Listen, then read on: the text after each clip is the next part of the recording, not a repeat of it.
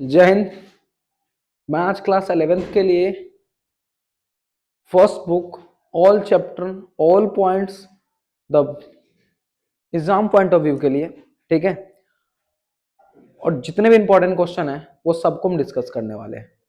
वही चीज मैं टिक लगाऊंगा जो मुझे लगेगा कि ये point of view exam point of view से बहुत अच्छा है, ठीक है। तो और डिस्कस करते हैं। 10 का 10 चैप्टर आज क्लियर करूंगा, ठीक है। बड़ा वीडियो हो सकता है ना, हो सकता है तुम थोड़ा बढ़ा के भी देखना, ठीक है, स्पीड ज्यादा कर लेना। देखो आवाज आते चलते हैं। फर्स्ट जो है constitutions, why and how the constitutions. हम इसमें बात करने वाले हैं 3-4 पॉइंट्स के बारे में। नीड ऑफ अ कॉन्स्टिट्यूशंस, पहले हम समझते हैं कि कॉन्स्टिट्यूशंस होता क्या है ना। वह एक ऐसा डॉक्यूमेंट है जो हमें कुछ राइट्स भी देते हैं, गवर्नमेंट्स को भी कुछ पावर देते हैं। हर एक ऑर्गेनाइजेशंस के बारे में चर्चा होती है, ठीक है। अब बोलेंगे सर कॉन्स्टिट्यूशन ही जरूरत क्यों है, ठीक है, तो हम इसके बारे में भी हम चर्चा करने। पहले हम समझते हैं कि sir constitution is a legal document of India, है ना, एनी कंट्री। एक मिनट रुक जाइए, ठीक है। बेसिक्स हमारे बात करते हैं, स्ट्रक्चर होता है पॉलिटिकल सिस्टम का, इसमें पीपल्स और गवर्नर्स की बातें होती हैं, ठीक है। हम अब इसमें समझेंगे कि हमारा इसमें जितने भी ऑर्गेनाइजेशन है उसके बारे में बताई जाती हैं। जैसे हमारे गवर्नमेंट्स के 3 ऑर्गन है, लेजिस्लेचर, एग्जीक्यूटिव एंड जुडिशरी, ये तीनों के बारे में चर्चा की जाएगी। सुनिए, हिंदी वाले मीडियम के लिए मैं कल वीडियो सुबह सुबह ही ला दूंगा, ठीक है। आज देख लीजिए पहले इसमें, ठीक है। इंग्लिश वाले मीडियम के लिए इस बार ज्यादा है, ठीक है। तो पहला हम इसमें समझेंगे कि उसमें जिसकी जिसकी डिफाइन किया जाएगा, लेजिस्लेचर, एग्जीक्यूटिव एंड जुडिशरी को डिफाइन करी जाएगी, उसके पावर के बारे में बात दिया जाएगा। उसके बाद डेमोक्रेट्स के बारे में दी जाएगी। उसके बाद करते हैं उसके रिस्पॉन्सिबिलिटी क्या रहेगी, है ना। रिलेशन बताया जाएगा पीपल्स और अदर्स के बारे में, ठीक है। हमारे एजुकेटिव, लेजिस्लेचर एंड जुडिशरी से लोगों का क्या फायदा होने वाला है, सबके बारे में बताया जाएगी। Need of a constitution, constitution का हमें नीड क्यों है, जरूरत क्यों है। Constitution is required before the single piece of a legislature, it decide how the people interact and they are a government. हम देखेंगे कि सर हमें लोगों से कैसे जुड़ाव होना चाहिए, हम क्यों जुड़े, लोग क्यों जुड़ेंगे इसके साथ, क्योंकि लोगों के इसमें राइट शामिल है ना। लोग इसमें बात करते हैं, डिसाइड कौन करेगा इसके बारे में बताया जाता है। इसमें वैल्यू और गाइडलाइन होती है जो कि बहुत जरूरी होती है हमारे लिए, मतलब सिटीजन्स के लिए, ठीक है। इसमें हर एक रिलीजन्स के जो लोग रहेंगे वो पीसफुली रह पाएंगे, इसके लिए बहुत जरूरत होती है हमें कॉन्स्टिट्यूशन की। हाँ, आगे हम बात करने वाले कॉन्स्टिट्यूशन की जरूरत क्यों है। फर्स्ट हमें 4 पॉइंट्स एनसीईआरटी में भी दिया गया हुआ है कि 4 पॉइंट्स है जिसमें हमें कॉन्स्टिट्यूशन को पता चलता है कि कॉन्स्टिट्यूशन हमें चाहिए क्यों, ठीक है। हमारे यहाँ पर भी वही चीज है। अरिहंत का बुक है प्रॉपर ये, है ना। और अरिहंत के बुक से मैंने लगभग वही 4 साल से मैंने एनालाइज करा है कि इसमें क्वेश्चन, इसमें से बहुत सारे क्वेश्चन है जो आते हैं, ठीक है। मैं अरिहंत को यूज कर रहा हूं तो मैं सोचा हूं कि मैं इस पे ट्राई करूं, मैं अरिहंत से ही पढ़ाऊं, ठीक है। तो कॉन्स्टिट्यूशन जो है हमें क्यों चाहिए, फर्स्ट अलाउ करता है ये कि हमारे कोऑर्डिनेशंस बनाता है हमारे बीच में। कोऑर्डिनेशंस कैसे बनाते हैं, हमारे देश जो है वो कल्चर बेसिस पे बहुत ही डाइवर्सिटी वाला देश है, बहुत डाइवर्स है। जैसे लोग अब हर जगह चले जाइए, है ना, हर 5 कदम पे आपको अलग लैंग्वेज वाला, अलग कल्चर वाले लोग मिल जाएंगे आपको, है ना। हर जगह के हर कास्ट अलग रहेंगे, जेंडर तो होते ही है। तो इसमें भी सभी के साथ लोग एक साथ कैसे रह सके, इसके बारे में पहला चीज है, में कोऑर्डिनेशन हमें ये क्या करता है, बताता है। एनसीईआरटी में सेम वर्ड लिखा हुआ है, जाके आप चेक करना, सेम ये वर्ड लिखा हुआ। फर्स्ट फंक्शन है constitution to provide the set of a basic rule for the minimum coordination. ज्यादातर ज्यादा सारा लोग होंगे, वो सभी ज्यादा सारा लोग क्या होंगे, कनेक्ट कर पाएंगे। ये कॉन्स्टिट्यूशन इसी के लिए बना हुआ है। इसमें ऐसा कोई भी लॉ नहीं बनाए हुए हैं जो कि किसी एक बंदे के लिए होगा।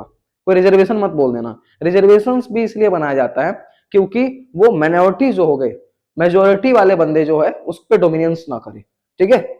छुआछूत लेकर चलता रहता है, अनटचेबिलिटी होती है, डिस्क्रिमिनेशन बहुत ज्यादा होता है, इस सब के बेसिस पे बनाई जाती है, वो एक अलग विषय है। पहले इसमें देखेंगे कि फर्स्ट जो हमारा पास है कि एक कोऑर्डिनेशन प्रोवाइड करता है, एक छोटा सा एक बेसिक रूल प्रोवाइड करता है जिसमें ज्यादा सारा लोग एक दूसरे से कोऑर्डिनेट कर सके। तीसरा, दूसरा हमारा ये पावर बताता है कि सर हमें स्पेसिफिक्स बात करते हैं, डिसीजन मेकिंग पावर देता है ये। गवर्नमेंट्स के पास भी पावर होना चाहिए, तभी वो सिटीजन्स पे रूल कर पाएगा और अच्छे से अच्छे क्या कर पाएगा, समाज बना पाएगा, है ना, अच्छे से सोसाइटी को डेवलप कर पाएगा। तो हमें इसमें फंडामेंटल प्रिंसिपल है जो गवर्नमेंट जो है वो फॉर्मेट करेगी और स्टेट के लिए, ठीक है। जिसमें कॉन्स्टिट्यूशन स्पेसिफिक बात करते हैं, basics allow the power and society for deciding power. हम इसमें हम देखेंगे जैसे मोनार्ची पहले थे, मोनार्ची में ऐसा कुछ भी नहीं, जो मर्जी वो आए, हम गद्दी पे बैठे कुछ भी कर रहे हैं, है ना। तो इसके लिए कॉन्स्टिट्यूशंस ने हमारे पास पार्लियामेंट्री बात सिस्टम लेकर आए हैं, पार्लियामेंट सिस्टम लेकर। पार्लियामेंट सिस्टम का एक सबसे बड़ा चीज होता है कि डिबेट करते हैं लोग, डिस्कस करते हैं, आफ्टर देन रिजल्ट आता है। इसमें क्या है, हर एक पार्टी के लोग उसमें कहीं ना कहीं मेंबर होंगे ही होंगे। पार्लियामेंट में ऐसा तो नहीं है कि पूरा का पूरा 543 जितने भी लोग हैं वो सब उसी में है, ऐसा तो नहीं है ना। लगभग सभी बात करते हैं, सभी पार्टी के लोग रहते हैं, 545 में सभी पार्टी के लोग रहते हैं, और सभी एक दूसरे को वोट देते हैं, तभी जाकर कोई भी जो बिल है वो एक्ट के रूप में आती है ना, प्रेसिडेंट जब साइन करता है तो हमें इसमें देखा गया है कि पीपुल्स इसमें लोग सभी मेंबर के, जो मेंबर ऑफ पार्लियामेंट के लोग होंगे उनको इलेक्ट करके भेजेंगे हम, तो उनके पास कुछ स्पेसिफिक पावर होगा जो कि हमारे लिए वो सोचेंगे। Second function, the constitution is a specific they whose the power to make a decision in a society. Society में कौन पावर लेकर आएगा, जिसको हम डिसाइड करेगा how the governments will be connected, किस तरीके से गवर्नमेंट जो होगा वो इलेक्ट होगा या वो किस तरीके से काम करेगा, उसके बारे में भी चर्चा की गई। दूसरा, अब क्या हर चीजें पावर उसकी दी गई है? नहीं sir, limitations on the power of governments, governments के पावर को भी कहीं ना कहीं क्या किया गया है, लिमिटेशन दी गई है या लिमिट में लाया गया है। कैसे? तो देखिए हमारे पास फंडामेंटल राइट्स है, ठीक है, फंडामेंटल राइट्स की चर्चा करी गई है हमारे पास आर्टिकल 12 से लेकर 35 के बीच में, ठीक है। थर्ड फंक्शन देखिए, constitution the set some limit on what's the governments can impose on its citizens, कौन सा क्या क्या चीजें हमें पे इंपोज कर सकता है, क्या चीजें नहीं कर सकता है। This limits are the fundamentals to a sense that governments may be a never transpass them, ये चीज है ना। इसका पीडीएफ डिस्क्रिप्शन में दे दूंगा, ठीक है, ले लेना तुम, है ना। तो ये थर्ड जो है हमारे पास, गवर्नमेंट जो है वो हर चीजें कर सकता है, पर मेरे फंडामेंटल राइट्स को वो बदल नहीं सकता है, ठीक है। 6 फंडामेंटल राइट्स है ना, उसको नहीं कर सकता। तीसरा जो है, और उसकी गारंटी कौन लेता है, हमारे कॉन्स्टिट्यूशन लेती है। और कॉन्स्टिट्यूशन सर क्या वो सर एक डॉक्यूमेंट कैसे गारंटी ले सकता है, तो गवर्नमेंट पूरी तरीके से अपनी जितनी भी जो कमांड कर सकता है, जो लॉ को पूरा कमांड करेगा, वो हमारे जुडिशरी है। तो जुडिशरी जो है वो पूरी तरीके से देखता है, ठीक है, कोई भी अगर चीजें हैं तो उस पर देखेगा। तीसरा, वो सोसाइटी में अच्छे गोल सेट करता है। हमारे लिए क्या है, अच्छे पढ़ाई हो जाए सर, हेल्थ अच्छा हो जाए, सोसाइटी अच्छी हो हमारे लिए, बहुत प्योर सोसाइटी हो, है ना, यही हमारा सबसे बड़ा गोल है ना। यहाँ पे लोगों को अपॉर्चुनिटीज बहुत ज्यादा मिले, इक्वल अपॉर्चुनिटीज मिले, कोई तरह का डिस्क्रिमिनेशन ना हो, है ना। तो फोर्थ फंक्शन जो है कॉन्स्टिट्यूशन का, कि हमें गवर्नमेंट्स को फुलफिल करता है एस्पिरेंट को, जो कि सोसाइटी किया जा सकता है, जिसमें क्रिएट किया जाएगा कंडीशंस को, सोसाइटी के लिए अच्छी कंडीशंस क्या दी जाएगी, प्रोवाइड की जाएगी, ठीक है। फोर्थ ये है हमारे पास, ये हमारा फोर्थ नंबर है। जितना जितना मैंने ऐसे ऐसे सर्कल कर रहा हूं, 4 के 4 पॉइंट्स किए, why we need a constitution में ये 4 पॉइंट्स लिख देना, 3 नंबर आ जाएगा, ठीक है। आगे आ जाओ, वही टॉपिक्स पढ़ाऊंगा जो टॉपिक्स आने वाला, जो टॉपिक्स नहीं आएगा मैं नहीं पढ़ाऊंगा, ठीक है, कोई जरूरत नहीं पढ़ाने की उससे। दूसरा चीज है सर, कॉन्स्टिट्यूशन जो है, क्या ये जो जितने भी वो चीजें हैं, क्या सर वो लागू हो जाएगा तो सब सही हो जाएगा? क्या हमारे यहाँ लागू है तो सब सही है? नहीं सर, हमें ये पता चलता है कि सर जस्टिफाई है कि नहीं, हमारे लिए है कि नहीं, पूरा तरीके से जस्टिस मिल रहा है कि नहीं हर लोगों को। ट्राई जरूर करते हैं कि ज्यादा से ज्यादा जस्टिस मिल सके, है ना।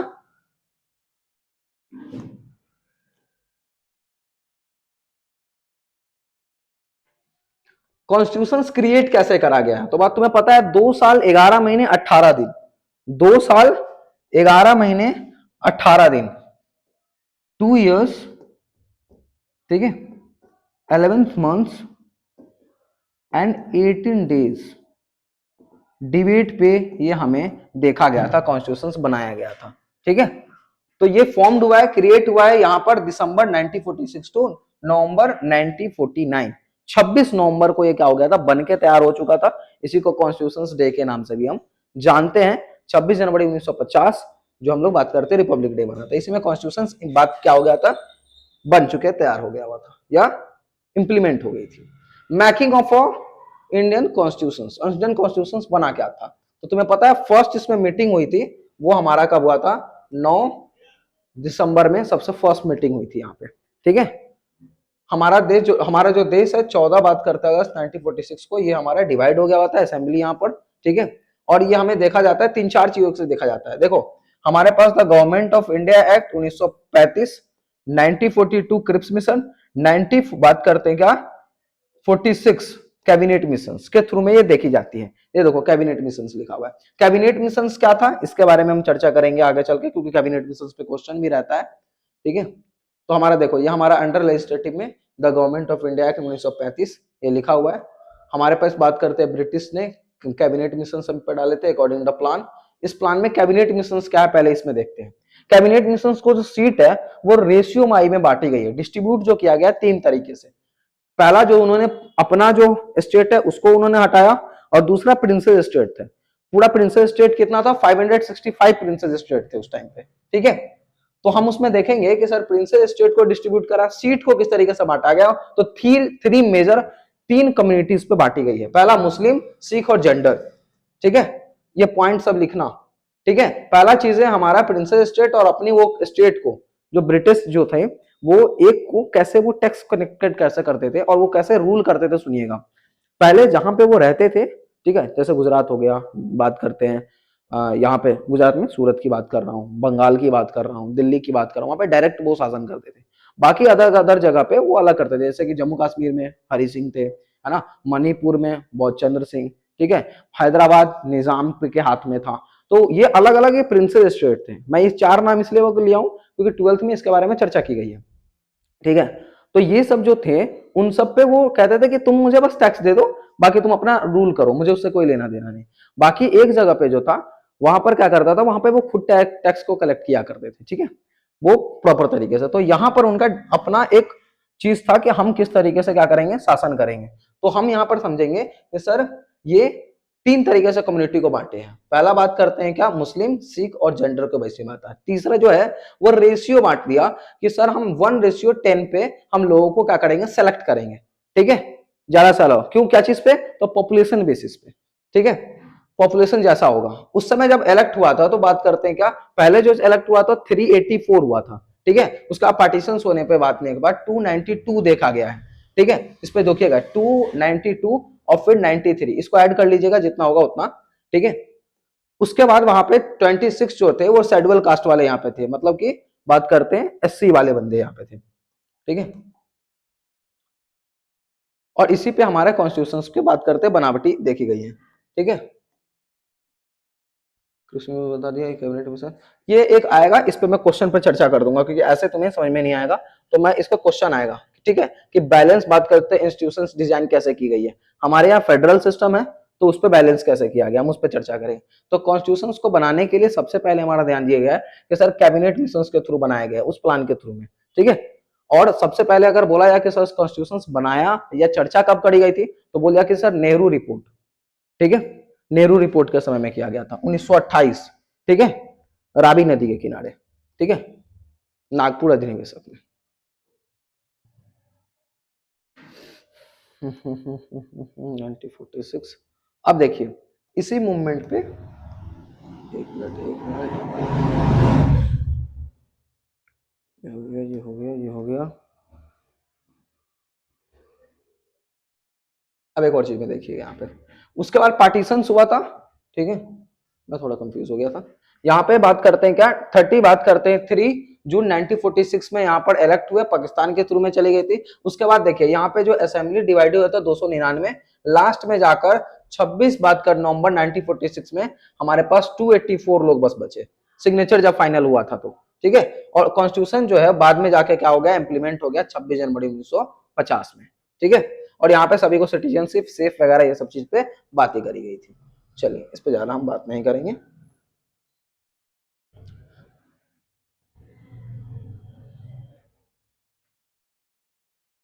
अब देखेंगे कि सर इसमें कौन कौन से प्रिंसिपल को फॉलो किया गया है, ठीक है। तो हमारे हर एक कम्युनिटी को देखा गया है कि नेशन के हर एक कम्युनिटी को ध्यान में रखा गया है कि नहीं, डिवीजन ऑफ पावर हुई है कि नहीं, फंडामेंटल राइट्स है इसमें, ठीक है ना, हमारे सभी को ओपिनियन को ध्यान में रखा गया है, ठीक है। हम इसमें हम देखेंगे सर प्रोड्यूसर कौन कौन सा है, कौन कौन से बंदे ने इसमें अच्छे से काम करी है। तो 8 कमेटी बना है इसमें, क्या बना है, 8 कमेटी बनी है यहाँ पे, ठीक है। और डिफरेंट उसमें उसके पास सब्जेक्ट है। जैसे अगर बात करूं तो बात करते हैं पंडित जवाहरलाल नेहरू, ठीक है। अरे भाई क्यों हो रहा है वैसे, पंडित जवाहरलाल नेहरू, सरदार बात करते हैं यहाँ पे हमारे सरदार पटेल साहब भी है, यहाँ पर राजेंद्र प्रसाद हो गया, मौलाना आजाद साहब हो गए, बात चेयरमैन ड्राफ्ट कमेटी के चेयरमैन अंबेडकर सर, ठीक है। यहाँ पे अलग अलग तरह के यहाँ पे ड्राफ्ट उन्होंने तैयार करी है ये सब चीज के बारे में। तो 8 अलग अलग कम्युनिटी बना हुआ था, ठीक है।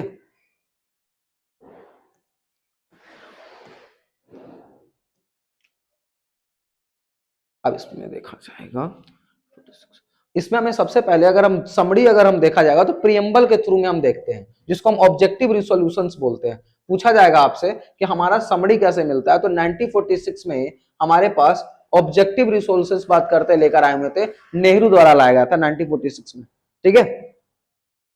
उसमें क्या क्या था, तो उसमें क्वेश्चन आएगा, चर्चा करी जाएगी कि सर उसमें क्या क्या चीज था। तो ये प्रियम्बल है भाई, we the country of India, है ना, हम भारत के लोग, भारत को संपूर्ण प्रभुत्व संपन्न समाजवादी धर्मनिरपेक्ष राज्य बनाने के लिए, ठीक है। इस पे चर्चा कीजिएगा। तो सर इसमें क्या है, तो पहला हम देखेंगे कि सर हम यूनियन स्टेट है, ठीक है। बहुत सारे स्टेट में इनके बनता है, उसको हम यूनियन स्टेट बोलते हैं, उसके बारे में बताई गई है। ऑब्जेक्टिव के बारे में उतने चर्चा नहीं रहेंगे इस पे, हो गया। आज हम थोड़ा सा हाँ कहाँ से और हम लिए हुए हैं, ठीक है। तो पहला चीज याद रखना कि सर हम ब्रिटेन से क्या लिए हुए हैं, तो ब्रिटेन से हमने ये सिस्टम लिया है इलेक्शंस का, फर्स्ट पास्ट द पोस्ट, ठीक है। और पार्लियामेंट्री फॉर्म जो है वो हम उनसे लिया है, ठीक है। आइडिया कैसे लॉ का बात करते हैं, आइडिया कैसे आएगा उसके बारे में हमने लिखे लिया है। इंस्टीट्यूशंस ऑफ स्पीकर, स्पीकर का वर्क क्या होगा उसमें लिया है ना। लॉ मेकिंग प्रोड्यूस कैसे बात करते हैं, लॉ बना के उसको प्रोड्यूस कैसे किया, सब ब्रिटेन से लिया है, ठीक है, ब्रिटिश से। इरिस से क्या चीजें लिया है, तो डीपीएसपी लिया है, directive principle of state policy, इस पे आगे चल के चर्चा भी करूंगा सेकंड चैप्टर में, ठीक है। यूनाइटेड स्टेट से हमने क्या लिया है, फंडामेंटल राइट्स लिया है, ठीक है। और जितने भी जुडिशरी के फंक्शन है, जुडिशरी क्यों बात करते हैं, क्या हमारा इंडिपेंडेंट होना चाहिए, उसके बारे में चर्चा करी गई है। इससे मतलब यहाँ से लिया गया है, उनके आइडिया लिए गए हैं, ठीक है। जो फ्रेंच से है हमारे 3 चीजें ली गई है। फर्स्ट जो आया है लिबर्टी, इक्वालिटी एंड फ्रेटर्निटी, ठीक है। कनाडा से जो बात करते लिया गया तो बोल दिया कि सर फेडरल सिस्टम लिया गया है, जिसमें फेडरल सिस्टम में जो हमारा सेंट्रल गवर्नमेंट जो होगा वो स्ट्रांग होगा, ठीक है। हम इस चीज को बात करते हैं, क्या करते हैं, आइडिया हम वहां से लिए, ठीक है। अब आओ, ये हमारा लेवल ऑफ फर्स्ट चैप्टर का ओवरव्यू था। मैंने कुछ ज्यादा नहीं पढ़ा है, जो भी चीजें पढ़ा है मैंने ओवरव्यू पढ़ा दिया कि हाँ ये चैप्टर में ये टॉपिक्स हैं, ठीक है। अब हम इस टॉपिक्स के हम एक एक तरीके की बात करते हैं, तो सर कहां से क्या क्या चीजें दी गई हैं, ठीक है। हमें आप बोला जा गया है कि सर सोसाइटी में हमने जो गोल और एस्पिरेंट वाली बातें करी गई है, तो यहाँ पे what's kind of society did India aspirant to do, what role the governments need to play, हमें गवर्नमेंट को क्या करना चाहिए जो इंडिया को ऐसे करना। तो India aspirant be a society to the free of a caste discrimination. पहला चीज क्या होना चाहिए, हमारा कास्ट डिस्क्रिमिनेशन से फ्री होना चाहिए, उसकी वैल्यू करनी चाहिए, रिलीजियस टॉलरेंस नहीं होनी चाहिए, ठीक है। जैसे कि अगर एक रिलीजन सबसे ऊपर नहीं होना चाहिए, जैसे हम लोग हैं, हम लोग जो है वो सोशलिज्म की बात कर रहे हैं, ठीक है। हम लोग किसी भी तरह का नहीं करते हैं, हम ना सेकुलरिज्म की बातें कर रहे हैं, धर्म निरपेक्ष है, पंथ निरपेक्ष है, ठीक है। Respect all the cultures, diversity को भी रिस्पेक्ट करेंगे। ये सब हमारा सबसे बड़ा क्या है कि हम इस चीज को एस्पिरेंट है, हमारा ये ऐसा सोसाइटी होना चाहिए, ठीक है। हमें एस्पिरेंट अगर गवर्नमेंट्स की अगर बात किया जाए तो ये जो होगा इंपावर्स करेगी, नेसेसरी अचीवमेंट होगा हमारे गोल के लिए, कैसा, तो इंडिविजुअल सोसाइटी में कैसा होना चाहिए, हमें अपना भी तो एक दायित्व बनता है ना, हर एक गवर्नमेंट ही तो नहीं करेगा ना, हमारी भी अपनी तरह डिजाइनिंग बनती है, ठीक है। डिग्निटी एंड सेल्फ रिस्पेक्ट हमें सोसाइटी में होनी चाहिए। तो ऐसा सोसाइटी होगा जहां पे हमारी डिग्निटी की, हमारी सेल्फ रिस्पेक्ट की बातें रहेंगी, है ना। ऐसा कहां पे जहां पे अपनी बात कर रिस्पेक्ट ना हो, ऐसी सोसाइटी में क्या करें ना, है ना। हम आप बात करने वाले हैं कि सर इसमें डीपीएसपी होना चाहिए, सरकार की भी कुछ जिम्मेवारी बनती है। तो directive principle of state policy, है ना, राज्य के भी कुछ दायित्व होनी चाहिए कि वो कैसा हमारे सोसाइटी को चाहता है। तो इसमें क्या है, जेंडर डिस्क्रिमिनेशन नहीं होना चाहिए, इक्वल अपॉर्चुनिटीज की बात करनी चाहिए। सेकंड चैप्टर में इसके बारे में बात किया गया है, ठीक है। तो हम इसके बारे में बात करेंगे कि सर डीपीएसपी जो है, जो कि हमारी सोसाइटी को क्रिएट करेगा, नया नया चीजें जो होगी कंडीशंस को क्रिएट करेंगे, है ना, और सोसाइटी में अच्छे तरीके से काम होगा। ठीक है, अब पब्लिक बात करते हैं इसमें। अब यहां तक आप समझ में आ गया कि आपको क्यों कहां से एस्पिरेंट लेना है और गवर्नमेंट इस पे क्या क्या काम करेगी। तो पहला बात करते हैं, गवर्नमेंट किसी भी तरह का डिस्क्रिमिनेशन नहीं होने देगी। जैसे अगर हमने बोला कि सर डिस्क्रिमिनेशन का, तो डिस्क्रिमिनेशन में कास्ट अगर डिस्क्रिमिनेशन में अगर बात करी जाए तो गवर्नमेंट्स ने आर्टिकल 17 में एंड ऑफ अनटचेबिलिटी के बारे में बात करी है। ठीक है, तो उसमें उन्होंने लॉ बनाया है कि भाई आप नहीं कर सकते।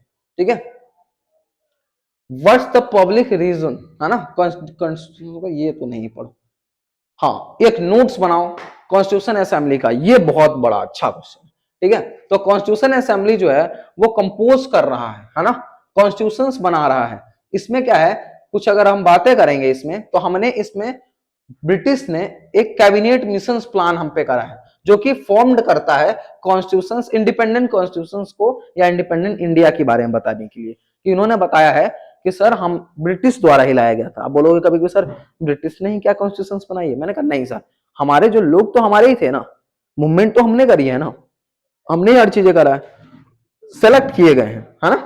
तो पहला चीजें हैं जो है, member of constitution assembly represent all religion, जितने भी रिलीजन के थे सब उन्हें वहां पर रिप्रेजेंट करा है उस असेंबली को।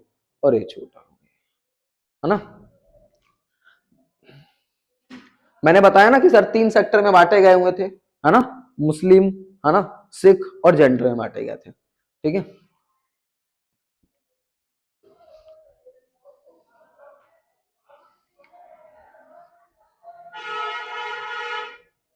ये मत पढ़ो, कॉन्स्टिट्यूशंस की चीजें दी गई हैं। कैबिनेट मिशंस के बारे में बताया गया, कैबिनेट मिशंस के बारे में मैंने बता दिया। हाँ ये मैं बहुत बताने वाला था, बोलने वाला था कि हाँ सर बैलेंस इंस्टीट्यूशंस के बारे में बात कराया, क्योंकि एक बंदा कोई आ जाएगा ना तो डोमिनियंस करने लगेगा। और कोई भी बंदा, अगर मैंने, अब तुम बोलोगे सर फेटर्निटी वाला चैप्टर में आपने बात, सर फेडरलिज्म होगा लेकिन सेंट्रल गवर्नमेंट को हावी होगा वो, तो हाँ बहुत सारे स्टेट है, टूटने की बात अलग अलग आने थे, अपने पंजाब का एग्जाम्पल लो, जम्मू कश्मीर को ले लो, वो थोड़ा सा अलग करने लगते हैं। तो इसी के लिए हमें सेंट्रल गवर्नमेंट को मजबूत करने की जरूरत है। इसी के लिए हम लोग संघ है, क्या चीज के, स्टेट के बात करें, यूनियन स्टेट है। तो यहाँ पर भी बैलेंस इंस्टीट्यूशंस रखेंगे गवर्नमेंट। हमारे डेमोक्रेसी की एक सबसे खूबसूरती बात यही होती है, ब्यूटी यही है कि यहाँ पर हम लोग साथ रहेंगे पर बैलेंस होगा, कोई एक बंदा डोमिनेंस नहीं करता हुआ दिखेगा। जैसे अगर मैं लेजिस्लेचर, एजुकेटिव एंड जुडिशरी की अगर बात करूं, तो लेजिस्लेचर एजुकेटिव हमेशा में लड़ने लगता है, जुडिशरी को बीच में ज्यादा दे दिया जाता है कि पावर, कि हाँ तुम इस सब में क्या करोगे भाई, किसी पे कंफ्लिक्ट नहीं होने दोगे, अच्छे से चलना चाहिए। ठीक है, तो ये सब चीजें काम होती है। तो बैलेंस करना डेमोक्रेसी में सबसे बड़ा चीज होता है कि बैलेंस होना चाहिए, इंस्टीट्यूशन जो होना चाहिए बहुत बैलेंस होना चाहिए। तो इंटेलिजेंस कॉन्स्टिट्यूशन जो डिजाइन करा गया है, इंश्योर किया गया, नो सिंगल कॉन्स्टिट्यूशन, मोनार्ची नहीं है। ठीक है, सिंगल ग्रुप जो होना चाहिए वो कॉन्स्टिट्यूशन में जो होनी चाहिए वो पावर में नहीं होनी चाहिए। तो इंडियन कॉन्स्टिट्यूशन जो है वो हॉरिजॉन्टल चीजों को फॉलो करता है, हॉरिजॉन्टल पावर है। हॉरिजॉन्टल पावर मतलब होता है कि डिफरेंट तरह की यहाँ पे लेवल पे दिया गया होगा क्या, तो हमारे पास गवर्नमेंट के 3 ऑर्गन है। ठीक है, तो हॉरिजॉन्टल की अगर जब भी अगर मैं बात करूं कि सर यहाँ पे हॉरिजॉन्टल फ्रेमवर्क में काम करवाया जा रहा है, एक सेकेंड, ठीक है, तो आप सीधे डायरेक्ट समझोगे कि गवर्नमेंट के 3 organ, first is judiciary, legislature and executive. Even the independent body होनी चाहिए, हमारे पास इंडिपेंडेंट बॉडी भी होनी चाहिए, जैसे इलेक्शन कमीशन है ना, कोई एक बंदा हावी नहीं है इस पे, ये थ्योरी ऐसी है ना। हमें बात करते हैं, इसमें चेक किया जाता है हर एक बंदे का बैलेंस है कि नहीं सभी में, जैसे कि हमारे स्टेट और सेंट्रल दोनों में बैलेंस है या नहीं है ना। ये सब चीजें क्या है, बैलेंस के बारे में बताई गई है। ये मैं अगर छोटा छोटा कर दूंगा तो ये पता चल जाएगा तुम्हें हम क्या बताना चाहते हैं। यहाँ पर ये प्रैक्टिस करने का है, अगर चाहोगे तो अलग अलग देखो कि अभी तक मैंने जितना ही बताया ये सब चीजें बताया गया कि sir what is the mean of a constitution, why we need and the importance constitutions by a country. 2 बात रीजन बताओ हमारे कॉन्स्टिट्यूशंस का, हमारा कॉन्स्टिट्यूशन फ्लेक्सिबल क्यों है इसके बारे में बताया गया है। फ्रेम उन्होंने कॉन्स्टिट्यूशंस में कौन तैयार करा है उसके बारे में बताई गई है। ठीक है, what is constitution, what is the mean of a majority in a parliament, parliament में मेजोरिटी को लेकर आप क्या सोच रहे हैं। 2 सैलेंट फीचर बताओ यहाँ पे इंडियन कॉन्स्टिट्यूशन का। एडॉप्ट हमने क्यों करा है, पार्लियामेंट्री बात करते हैं, हमने पार्लियामेंट्री फॉर्म को एडॉप्ट करा है, कहां से करा है ना। हमारा 4 सोर्स बताओ, 4 कहां कहां का सोर्स है। ठीक है, हाउ बात करते हैं लिविंग गवर्नमेंट, लिविंग डॉक्यूमेंट क्यों कहा जा रहा है कॉन्स्टिट्यूशन को, इसके बारे में चर्चा करना है। ठीक है, अब आते हैं दूसरे चैप्टर पे।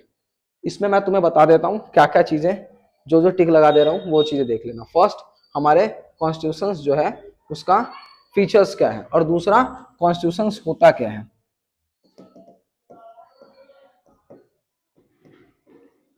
कैबिनेट मिशंस और फ्रेम क्या है, ऐसे लिख दो क्या चीज के, कॉन्स्टिट्यूशन असेंबली पे। ठीक है, दो क्वेश्चन तो हमें लगता है बनेगा, और एमसीयू में क्या क्या बनेगा तो मैं बता दे रहा हूं। ठीक है, पहला चीज देख लो कि सर चेयरमैन कौन है। चेयरमैन तो बोल देना राजेंद्र प्रसाद। कहां पे, राजेंद्र प्रसाद। ड्राफ्ट कमेटी की बात करते हैं, क्या बात क्या है, जो ड्राफ्ट कमेटी का चेयरमैन कौन है। ठीक है, तो आएगा तो बोल देना बी आर अम्बेडकर। ठीक है, हमारे फर्स्ट बात करते हैं क्या, मीटिंग कब हुई तो बोल देना क्या,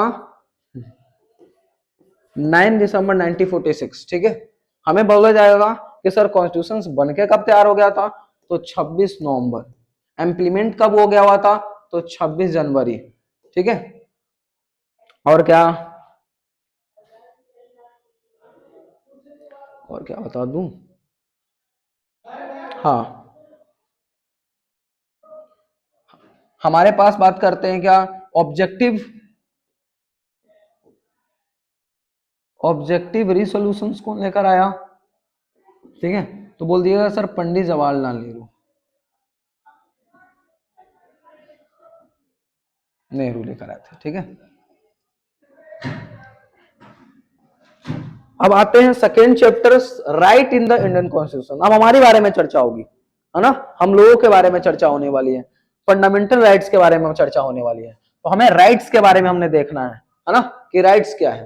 तो हम समझेंगे constitution is the set limit on the power of the क्या, गवर्नमेंट। गवर्नमेंट में भी पावर को लिमिटेड करती है, लेकिन गवर्नमेंट भी कुछ भी करने लगेंगे, है ना। पाकिस्तान में बना, खत्म हो गई कॉन्स्टिट्यूशन, जो भी हुआ जो भी चीजें खत्म हो गई, है ना। क्यों खत्म हो गई, क्योंकि एक जो है वो डोमिनेंस करने हुए दिखा हुआ, दिख गया, पार्टीशन हो गया उसका, है ना, कुछ 20 साल में। हमारा देखिए, तो हम लोग कहीं ना कहीं कॉन्स्टिट्यूशन के बेसिस पे हमने अच्छी मेहनत करी, कुछ ने हमने अच्छा बनाया है ना, जिसमें हमारे राइट्स बने। रात को मक्खी कुछ ज्यादा बर्बाद कर रहा है। ठीक है, तो डेमोक्रेटिक सिस्टम में जो होती है फंडामेंटल राइट्स जो होता है सिटीजन्स के लिए होती है, जो जिसकी प्रॉपर गारंटी जो है ना, जिसका प्रॉपर गारंटी होता है वो लैंड पे दिखना चाहिए। ठीक है, कॉन्स्टिट्यूशन तभी अच्छा है जो गारंटी ले रहा है और उसको हमारे ग्राउंड लेवल पे दिख भी रहा है, ये नहीं कि हाँ ग्राउंड लेवल पे दिखा ही नहीं। आज जो SC ST का पहले जो कंडीशन था 47 से पहले, और अब की जो कंडीशन है काफी सही है। पहले कहीं पे जाने आने हर चीजों में उनको देखना पड़ता, पहले तो चप्पल खोल के हमारे बात करते हैं जो बड़े कास्ट के लोग थे वहां से गुजरना पड़ रहा था। आज जो है काफी स्थिति बदलती हुई दिखी है ना, काफी स्थिति बदलता हुआ दिखा है। यही एक खूबसूरती है हमारे यहाँ। तो फंडामेंटल राइट जो है वो गारंटी लिया जाता है बाय द कॉन्स्टिट्यूशन। अगर किसी भी तरह का फंडामेंटल राइट्स में अगर कोई भी तरह का त्रुटि हो रही है, या गवर्नमेंट कर रहे हैं या कोई इंडिविजुअल कर रहा है आपके साथ, आप डायरेक्ट सुप्रीम कोर्ट में जा सकते हैं, है ना, डायरेक्ट आपकी अर्जी लगेगी, है ना। Without any, all the citizens, all the peoples, without any discrimination, या वो कास्ट हो, क्लेम हो, बात कोई भी कलर का हो, कोई भी जेंडर कुछ भी हो, उसके साथ इक्वलिटी दी जाएगी। मतलब उसके साथ बहुत ही सब, जिसको जो मिल रहा है सब इक्वल मिलेगा। फंडामेंटल राइट्स का मतलब होता है formattings they are the idea of the political democratic, जो कि प्रिवेंट किया जाएगा, हमारी प्रोटेक्ट करेगी। कौन प्रोटेक्ट करेगा हमारे लिबर्टी और फ्रीडम को, हमारा कॉन्स्टिट्यूशन हमारे इस चीजों को करेगा, है ना। और किसी भी तरह का कोई वायलेंस नहीं करेगा by the organ of government. किसी भी तरह का कोई ऑर्गन जो है हमारे राइट्स पे किसी भी तरह का वायलेंस नहीं करेंगे, या किसी भी तरह का वो हमारे साथ डिस्क्रिमिनेशन नहीं करेंगे। ठीक है, bill of rights, bill of right जो है साउथ अफ्रीका के बारे में बताया जा रहा है, जिसमें बताया जा रहा है कि सर हमारा ऐसा जो, ऐसा इसमें बोल सकते हो कि घोषणा पत्र जिसमें राइट्स के बारे में बताई गई है ना, उसी को बिल ऑफ राइट्स बोला जा रहा है। डेमोक्रेसी में जो कि इंश्योर किया जा रहा है सिटीजन्स और इंडिविजुअल्स को लिस्ट ऑफ राइट्स, वही बता रहा हूं मैं, है ना, लिस्ट ऑफ राइट्स जो गवर्नमेंट ऑलवेज हमारे बात करते हैं क्या, हमें वो देता हुआ दिखेगा। बिल जो है, द पर्पज ये बिल का होता है कि हमें प्रोटेक्ट किया जाएगा राइट्स को by the publics and the private citizens को, ठीक है, किसी भी तरह का उसको प्रोटेक्ट करा जाएगा, किसी उसके साथ कोई भी भेदभाव नहीं होंगे। Bill of rights in south Africa constitution, ये जो है 1996 में, दिसंबर 1996 में दिखता है। इसमें मैं सीधी सीधी बात को बता देता हूँ, ये बिल ऑफ राइट्स में क्या है ना, जब आज़ादी होती है तो ये सब उनके मिलता है, right to dignity, right to privacy, right to fair, बात करते हैं फेयर लेबर प्रैक्टिस, है ना, हेल्थ के लिए मिलता है, यहाँ पे हमारे पास हाउसेस उसको दिया जाएगा, उसके साथ हेल्थ बात करते हैं, केयर, फूड्स, वाटर, सोसाइटी में बात करते हैं, सुरक्षा दी जाएगी, चाइल्ड्स को राइट्स दिया जाएंगे, हायर एजुकेशन पॉलिसी दी जाएगी। ये हमारे हमें मैं पर्सनली बात बोल देता हूँ, हायर एजुकेशन जो है वहाँ पे फ्री है, वो मुझे सबसे खूबसूरत लगता है वहाँ का, है ना। कल्चर, रिलीजियंस, है ना, community, information, right to information सबसे बड़ी चीज, ये हमारे दिया गया, 5-7 याद कर लीजिएगा, है ना, जो भी है।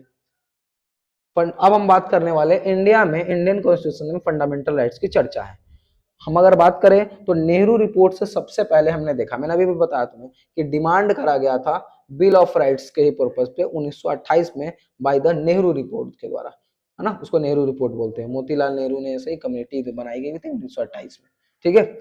इसमें कॉन्स्टिट्यूशन का जो लिस्ट है ना, जो कि प्रोटेक्ट करा जाएगा हम लोगों को उस राइट से, इसी को हम फंडामेंटल राइट्स बोलते हैं, ठीक है। इसमें हमने 6 तरह की राइट्स के बारे में चर्चा करी है, जैसे right to equality, right to equality होगी, इसमें मैं एक टिक लगाया हूं, जिसमें हमारा बोला गया आर्टिकल 21, आर्टिकल जो 21 है, जो हमारे हमारे बोला जाता है जीवन जीने का अधिकार, हमारे पास प्रोटेक्ट किया जाएगा, प्रोटेक्शन ऑफ लाइफ, बात करते हैं क्या, ऑफ लाइफ, पर्सनल लिबर्टी मिली जाएगी सबको, ठीक है। अब देखा जाएगा कि अब दूसरा, फर्स्ट जो है राइट टू इक्वालिटी, है ना, राइट टू फ्रीडम, उसमें 21 आर्टिकल याद रखिएगा। इसमें बात करते हैं क्या, 14 से 18 में, इसमें आर्टिकल 17 याद रखिएगा, end of inequality, untouchability, sorry, ठीक है। उसके बाद ये देखो, पहला चीज है राइट टू इक्वालिटी, ये हमारा पास 14 से 18 में दिखता है, 14 से 18 में इक्वालिटी बिफोर अ लॉ, है ना, इसमें इक्वालिटी प्रोटेक्ट बात करते हैं, लॉ कानून के समक्ष, और कानून के समक्ष दोनों के बीच में मिलेगा, किसी भी तरह का डिस्क्रिमिनेशन नहीं मिलेगा हमें, जो कि कहीं भी जाते हैं पब्लिक सेक्टर में, कहीं भी हमें डिस्क्रिमिनेशन नहीं मिलेगा। इक्वालिटी टू अपॉर्चुनिटीज, हमें पब्लिक सेक्टर में हमें सेम अपॉर्चुनिटीज मिलेगी, ठीक है। हम यही बोल रहे थे कि आर्टिकल 17 में हमारा क्या है, अनटचेबिलिटी को हटाया जाता है। दूसरा, टाइटल को भी हटाया, किसी को गवर्नमेंट कभी उसको टाइटल नहीं प्रोवाइड करेगी, जैसे अगर आप लॉ पुरुष बोल रहे हैं, कहीं भी फंडामेंटल राइट्स में लॉ पुरुष कहीं भी नहीं लिखा हुआ है, ठीक है, या कहीं भी कॉन्स्टिट्यूशन में नहीं लिखा गया हुआ, ठीक है। हम लोग ऐसे ही बोलते हैं। अगर हम विराट कोहली जी को बोल रहे हैं कि हाँ वो रन मशीन है, वो हमने नाम दिया है ना, किसी और ने वो नहीं किया है। इसमें है, बात करते हैं 18 से लेकर 22 तक, ठीक है, राइट टू फ्रीडम, ठीक है, हमें स्पीच दे सकते हैं, एक्सप्लेनेशन दे सकते हैं, असेंबली बना सकते हैं peaceful without any weapons, any tools, ठीक है, असेंबली बना सकते हैं, पर आप टूल से नहीं, है ना, ये टूल वूल वगैरह लेकर असेंबली आप नहीं बनाइएगा, ठीक है, या कहीं पे भी बैठिएगा नहीं, ठीक है, बाहर। हमें लाइफ की बात करते हैं, और ये आर्टिकल 21 में दिया गया है, right to life and personal liberty, right to बात क्या, एजुकेशन हमारे पास है, बच्चों को सभी को प्राइमरी एजुकेशन यहाँ मिलता है ना, किसी भी तरह का कोई केस वेस हो रहा है तो उस पर आप प्रोटेक्ट कर सकते हैं, ये दी गई है 22 में, ठीक है। राइट अगेंस्ट द एक्सप्लोटेशन, बच्चों को, है ना, किसी भी तरह का कोई आपके पास जबरन आपको कोई भी फोर्सफुली लेबर नहीं करवाएगा, कोई भी ह्यूमन बीइंग को, ठीक है। Right to freedom of religions, है ना, हमें, एक मिनट, ये मक्खी हमको परेशान कर रही है, रात में अकेले हैं तो ये मक्खी है हमारे साथ, आप लोग भी एंजॉय कीजिए इसको, है ना। Right to freedom of religions, हमें हर एक, कोई भी बंदा अपने रिलीजियंस को लेकर फ्रीडम ले सकता है, कोई बंदा नास्तिक है, कोई अगर हिंदू में है तो वो मुस्लिम में कन्वर्ट कर सकता है, किसी भी तरह का रिलीजियंस पे कोई भी तरह का इंटरफेयर गवर्नमेंट द्वारा नहीं दिया जाएगा, ठीक है, ये इसमें बता रहा है। कल्चर है ना भाई, एजुकेशनल्स, है ना, कोई भी बंदा किसी भी कल्चर या पढ़ने की चीज बात करी गई है, कोई लैंग्वेज, कल्चर और माइनॉरिटी को अपना स्कूल वगैरह खोलने की इजाजत दी गई है, ठीक है। दूसरा, राइट टू कॉन्स्टिट्यूशनल रिमिट्स ये बहुत अच्छी है। इसमें आप कोई बंदा इश्यूज अगर जा रहा है तो डायरेक्ट ऑर्डर रीट उस पर जारी करी जाएगी और वो डायरेक्ट कोर्ट में जा सकता है अपने इश्यूज को लेकर। ये जितने भी मैंने आर्टिकल लिखवाए या जितने भी फंडामेंटल राइट्स के हैं, ये पार्ट 3 में बात की गई है फंडामेंटल राइट्स के बारे में। तो इसमें आप डायरेक्ट कहाँ जा सकते हैं, राइट टू रिलीजियंस और ये सब चीज का एक्सप्लेन करा गया है, उतना ज्यादा पढ़ने की जरूरत नहीं है। ठीक है, अब आते हैं डीपीएसपी पे, directive principle of state policy. कहाँ से लिया गया था, याद है? देख लेना, बताना कोई, है ना, कमेंट सेक्शन में बताना कि डीपीएसपी कहाँ से लिया जाता था, है ना। डायरेक्टिव स्टेट ऑफ पॉलिसी की अगर बात करें, इस पे क्वेश्चन आता है कि कौन जस्टिस है, जस्टेबल्स कौन है, जिसपे कौन सा जस्टिस मिल सकता है और किस में जस्टिस नहीं मिल सकता है। तो फंडामेंटल राइट जो है जिसके लिए हमें जस्टिस मिल सकता है, लेकिन डीपीएसपी में कोई जस्टिस नहीं मिल सकता। ठीक है, ठीक है। इस पे एक कोई टीचर थे वो बता दिए थे कुछ अलग। फंडामेंटल बात करते हैं अगर राइट्स के इतर अलग, हमें कुछ राइट्स मिलते हैं जो कि स्टेट द्वारा लाया जाता है, वेलफेयर स्कीम बोलते हैं उसको। ठीक है, तो डायरेक्टिव स्टेट ऑफ बात करते हैं, directive principle of state policy जो है वो हमारे फ्यूचर्स कॉन्स्टिट्यूशन ने उसको भी बोला है कि सभी आदमियों के रहे, क्योंकि हर एक चीज हम लागू नहीं कर सकते हैं, हर एक चीज हम लागू नहीं कर सकते हैं। तो कॉन्स्टिट्यूशन ने बताया है कि स्टेट उसको कोशिश करे क्या है, जैसे मैंने बताया ना कि सर गोल एंड स्पिरिट बात करते क्या करता है, सेट करता है कॉन्स्टिट्यूशन। तो कैसे करता है, तो वो इसी बेसिस पे करता है कि वो कुछ कुछ पॉइंट्स डाल दिया है कि ये सब चीज सुधार और अच्छा कर लेना, है ना। तो उसने तीन तरीके से मेनली डीपीएसपी को यूज किया सकता है। पहला, ऐसी सोसाइटी को एडॉप्ट करा जा सकता है, कैसे, गोल एंड ऑब्जेक्टिव वो खुद सेट करेगा, ऐसा सोसाइटी होनी चाहिए, सोसाइटी शुड बी एडॉप्ट, है ना, पहला चीज है। ठीक है, दूसरा, हमें फंडामेंटल राइट्स में भी इसको एंजॉय करना चाहिए, है ना। कुछ चीजें ऐसी है जो कि हमें फंडामेंटल राइट्स में उसको एंजॉय करना चाहिए, मतलब डीपीएसपी ऐसा बनना चाहिए जिसमें फंडामेंटल राइट्स में चला जाए। कोशिश करेंगे, ट्राई करेंगे कि हाँ वो चीजें मुझे मिले। जैसे मैंने अभी बताया ना कि बैलेंस बात करते हैं क्या, बिल ऑफ राइट्स में, यार हायर एजुकेशन भी हमें मिलना चाहिए, 9th के बाद रजिस्ट्रेशन भी ना लगे, कॉलेज में जाए तो बंदा कोई कहीं भी पैसा ना लगे, सब आदमी अपना अपना पढ़े, है ना। ये तो आज इतने चीजें जो चल रही हैं पढ़ाई के लिए, है ना। तो ऐसी पॉलिसीज एडॉप्ट करने के लिए हमें उसको ड्यूटी मिलना चाहिए, डिस्चार्ज करनी चाहिए, ड्यूटी देनी चाहिए। तो इसके बारे में बोला गया 3 पॉइंट्स है कि हमें सोसाइटी को ऐसा अडॉप्ट करना चाहिए। इसके लिए आप सुप्रीम कोर्ट नहीं जा सकते हैं। ठीक है, तो ये 3 चीजें बताई गई, ये हमारे एनसीईआरटी में दिया गया हुआ है, ये 3 चीजों को आप ध्यान में रखिएगा। यहाँ पे देखा हो, देखो लिखा भी हुआ है ना, ये नॉन जस्टेबल है ना। इसके लिए आप बाय द इनफोर्स आप कभी भी कोर्ट वोट वायलेंस वायलेंस करने नहीं जा सकते। ठीक है, ये एक बहुत बड़ी बात है इसमें, है ना। ये नहीं कि आप कह दिए कि नहीं सर ये भी तो हमारे राइट्स है, तो हमें गोल क्या क्या है उसका, है ना, कि आप फंडामेंटल राइट्स का गोल क्या क्या है, विजन क्या क्या है। तो पहला हम अगर बात करेंगे कि सर हम इक्वल डिस्ट्रीब्यूशंस करेंगे अपने रिसोर्सेस को, भाई बहुत अच्छे सुनो, कि इक्वल डिस्ट्रीब्यूशंस करेंगे रिसोर्सेस को, हम प्रमोट करेंगे इंटरनेशनल पीस, ये हमारा गोल है डीपीएसपी का। पॉलिसी क्या है कि हम अल्कोहलिक चीजों को कोशिश करेंगे ज्यादा से ज्यादा बंद ही कर दे। तीसरा अगर हमें बात करते हैं, प्रमोट करेंगे कॉटेज इंडस्ट्रियों को। ठीक है, दूसरा हम क्या करेंगे कि सर प्रिवेंट करेंगे कुछ ज्यादा सारा कोई चीजें मरे ना, है ना, कोशिश करेंगे कि किसी भी जीव हत्या ना हो। तीसरा, पंचायत को प्रमोट करेंगे, जो लागू भी हुआ आपको पता होगा, है ना, आगे चल के लोकल गवर्नमेंट पढ़ाऊंगा तो उसमें बताऊंगा भी कि ये प्रमोशन हुई। आप बात करते हैं क्या, विलेज पंचायत को। ठीक है, दूसरा अगर हम बात करें नॉन जस्टेबल राइट्स जो है, इसमें बोला गया है कि equal pay to equal work for man and women, मतलब जेंडर अनइक्वालिटी को कम करने की बात करी गई है कि सब जो बंदा जितना पे कर रहा है, equal pay for equal work, main या फीमेल जितना भी कोई काम कर रहा है, या वो मेल कर रही है फीमेल कर रही है, सेम उसको इक्वल पेमेंट दिया जाए। दूसरा, राइट अगेंस्ट द इकोनॉमिक्स एक्सप्लोटेशंस, किसी को भी ऐसा नहीं है कि आर्थिक रूप से उसको भेदभाव किया जाए, है ना। तो ये हमारा पहला चीज है। दूसरा, राइट टू वर्क, हमें बात करते हैं काम करने का अधिकार मिलना चाहिए, जो आज युवा इतने इधर उधर जा रहे हैं, मैं भी उनमें से एक हूँ।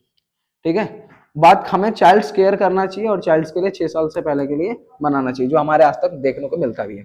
ठीक है, तो डीपीएसपी और फंडामेंटल राइट्स के बीच में डिफरेंस भी आएगा।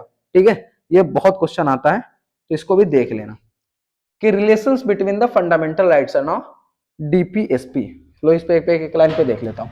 फंडामेंटल राइट्स शेयरिंग बात करते हैं relations each other, fundamental rights control किया जाता है। ठीक है, फंडामेंटल राइट्स जो है वो सभी को हम लोग को मिलता है, ये हमारा कंट्रोल किया जाता है। ये देखो गवर्नमेंट्स हमारे बात करते क्या डीपीएसपी को लेकर आगे आती है, ठीक है। फंडामेंटल राइट्स प्रोटेक्ट किया जाता है इंडिविजुअल, डायरेक्टिव सोसाइटी के लिए आती है ना। जमींदार सिस्टम को लेकर ये सब चीजें दी गई थी। रिलेशन अगर देखा जाए तो ये लोग में, तो हम लोग सीधे बता देता हूँ, ऊपर ऊपर बता दे रहा हूँ कि फंडामेंटल राइट्स जो है वो पूरी तरीके से उसके जवाबदेही जो है वो उसको पूरा तरीका कंट्रोल जो है कॉन्स्टिट्यूशन किया जाता है। उसमें अगर कुछ भी होगा तो हम सुप्रीम कोर्ट जा सकते हैं। फंडामेंटल राइट्स नहीं है, वो सोसाइटी के लिए अच्छा करने के लिए फंडामेंटल राइट्स करती है। जैसे हर एक जमाने में एक अलग अलग पॉलिसी लेकर आते हैं हर एक पार्टी, ठीक है, जो कि इससे इंस्पायर होते हैं, ठीक है। अब आते हैं फंडामेंटल ड्यूटी के बारे में बात करूंगा, ठीक है। फंडामेंटल ड्यूटी हमारे, एक मिनट रुकिएगा, 52 अमेंडमेंट में 90, इस पे एक एमसीक्यू क्वेश्चन बन सकता है कि 42वां बात करते हैं क्या अमेंडमेंट में लाई गई थी 1976 में, 1976 में 10 हमारे फंडामेंटल ड्यूटीज है, ठीक है। याद कर लेना भाई, इसमें एमसीक्यू भी आ सकता है, ठीक है। ये ड्यूटी ये है कि हमारा पहला चीज है हमें कॉन्स्टिट्यूशन या नेशनल एंथम या फ्लैग के लिए हमें क्या करना चाहिए, हमें रिस्पेक्ट करना चाहिए। दूसरा हमारे आइडिया वगैरह एक्सपीरियंस जो रहती है, फ्रीडम फाइटर को हम बात करते हैं क्या करना, हमें आदर्श मानना चाहिए, खैरियत बातें हैं ही। प्रोटेक्ट करना चाहिए हमें, हमें भाईचारा बना के रखना चाहिए। दूसरा बात करते हैं हमें कॉन्स्टिट्यूशन हमारे जो हमारा जो देश के डिफेंस वाले हैं उनको रिक्वेस्ट करना। दूसरा बात करते हैं भाईचारा बना के रखो, ये सब जो है सब चीजें याद कर लेना भाई, ठीक है। 11 फंडामेंटल राइट्स 49वां में, इसमें 2002 में हमारे पास हम ड्यूटी जो है 2 से 6 से लेकर 12 साल के जो बच्चे हैं अपॉर्चुनिटीज जो दी जाएगी उसको फंडामेंटल राइट्स में डाल दिया गया था। ये तुमको पता होना चाहिए, उतना नहीं पढ़ाना चाहता हूँ।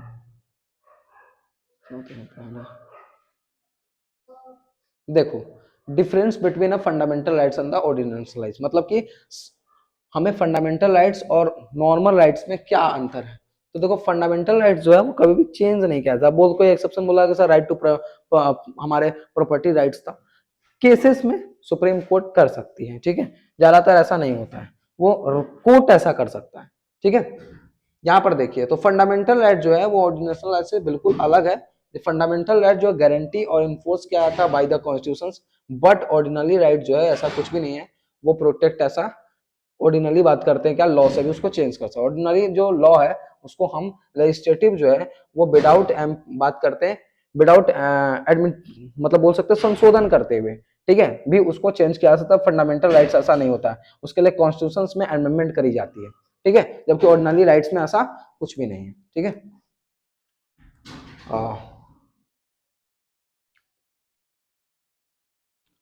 सुप्रीम कोर्ट जो है वो प्रोटेक्टर कैसे है फंडामेंटल राइट्स का, ठीक है। तो सुप्रीम कोर्ट कैसे है तो देख लो, सुन लो इसको। तो द कॉन्स्टिट्यूशन जो है वो प्रोटेक्ट करता, सुप्रीम कोर्ट जो है प्रोटेक्ट करता है वॉचडॉग है ना, किसका, तो सर क्या चीज का, फंडामेंटल राइट्स का, जो कि कैसे फॉलो करता है। तो देखो सुप्रीम कोर्ट जो है मोस्ट पावरफुल कोर्ट है सभी कोर्टों से, तुम्हें पता है 3 कोर्ट्स होते हैं, सुप्रीम कोर्ट, हाई कोर्ट है ना, लोकल कोर्ट जिसको डिस्ट्रिक्ट कोर्ट भी बोलते हैं, ठीक है। तो वो हमारा कॉन्स्टिट्यूशन जो है वो पूरी तरीके से रिव्यू करता हुआ रहता है कि क्या सर, पहले अमेंडमेंट जब होने से पहले चेक करता है कि वो लीगल अमेंडमेंट हो रही है या नहीं हो रही है। अगर नहीं हो रही तो रोक लगा देगा, कह रहे कि नहीं सर आप नहीं कर सकते। जैसे केशवानंद भारती केस हुआ था, ठीक है, तो उसके बेसिस पे हुई थी वो। देखो अब देखो सो बताएगा what are relations between fundamental rights है ना डीपीएसपी, इसके बारे में चर्चा हम कर चुके हैं कि वो जस्टेबल है ये नहीं है। देखो एक क्वेश्चन भी आया हुआ कि जस्टेबल है नॉन जस्टेबल पे क्या है। फंडामेंटल राइट जो जस्टेबल है, अगर नॉन जस्टेबल डीपीएसपी है। फंडामेंटल राइट जो है जस्टेबल इसलिए है क्योंकि वो कोर्ट और बात करते चीजों में, अगर लीगल नहीं रहेगा तो वो चीजें चेंज हो, जबकि उसमें ऐसा नहीं है। इसमें कॉन्स्टिट्यूशन स्टेट पॉलिसी है पार्ट 4 में, वो पार्ट 3 में है, ठीक है। What the effects made by a constitutions made by a governments giving effects of a directive principle of a state policy, ये नहीं आएगा। 2005 में एक दिया गया था, इसको भी नहीं देखो। What is the silent feature of fundamental rights, fundamental rights का साइलेंट फीचर बता दो कि पार्ट 3 में बात करी गई थी इसके, ये जस्टेबल राइट्स है और इसके लिए डायरेक्ट कोर्ट में हम जा सकते हैं, ठीक है।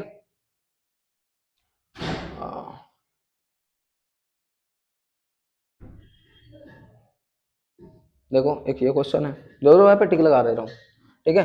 Difference between fundamental rights and DPSP, ठीक है, पढ़ा भी दिया है इस पे।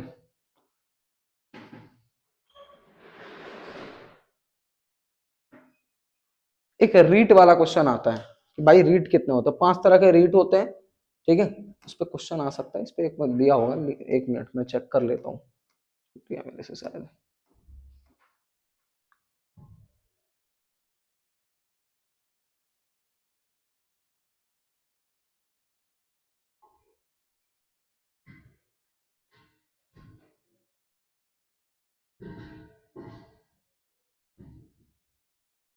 इसमें नहीं दिया हुआ है यार, 5 तरह के।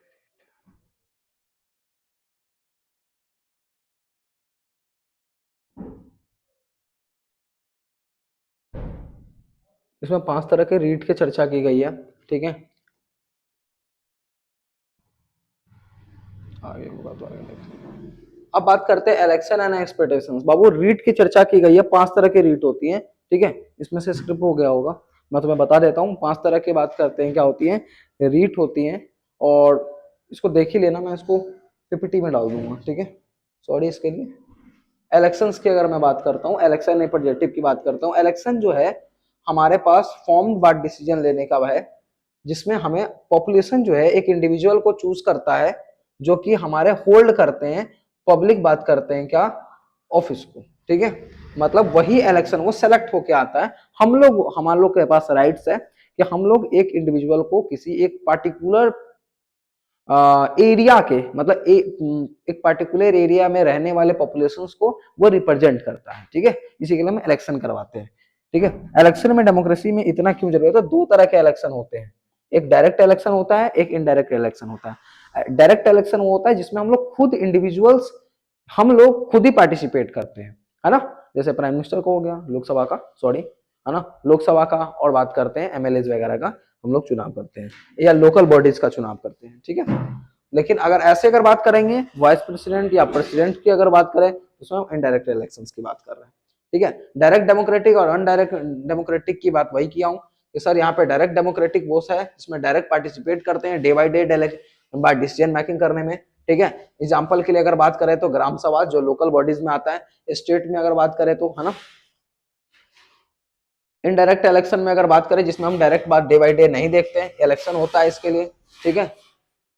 हमें अब बोला जाएगा सर हम लोग किस तरीके से देखेंगे, तो जिसमें लार्ज नंबर ऑफ लोग रहते हैं, जो लार्ज नंबर ऑफ नंबर रहता है, तो उसमें हम लोग नॉन डेमोक्रेटिक बात कर चीजों को यूज करते हैं, उसमें हम लोग इलेक्शन करवाते हैं, तभी होता है ना।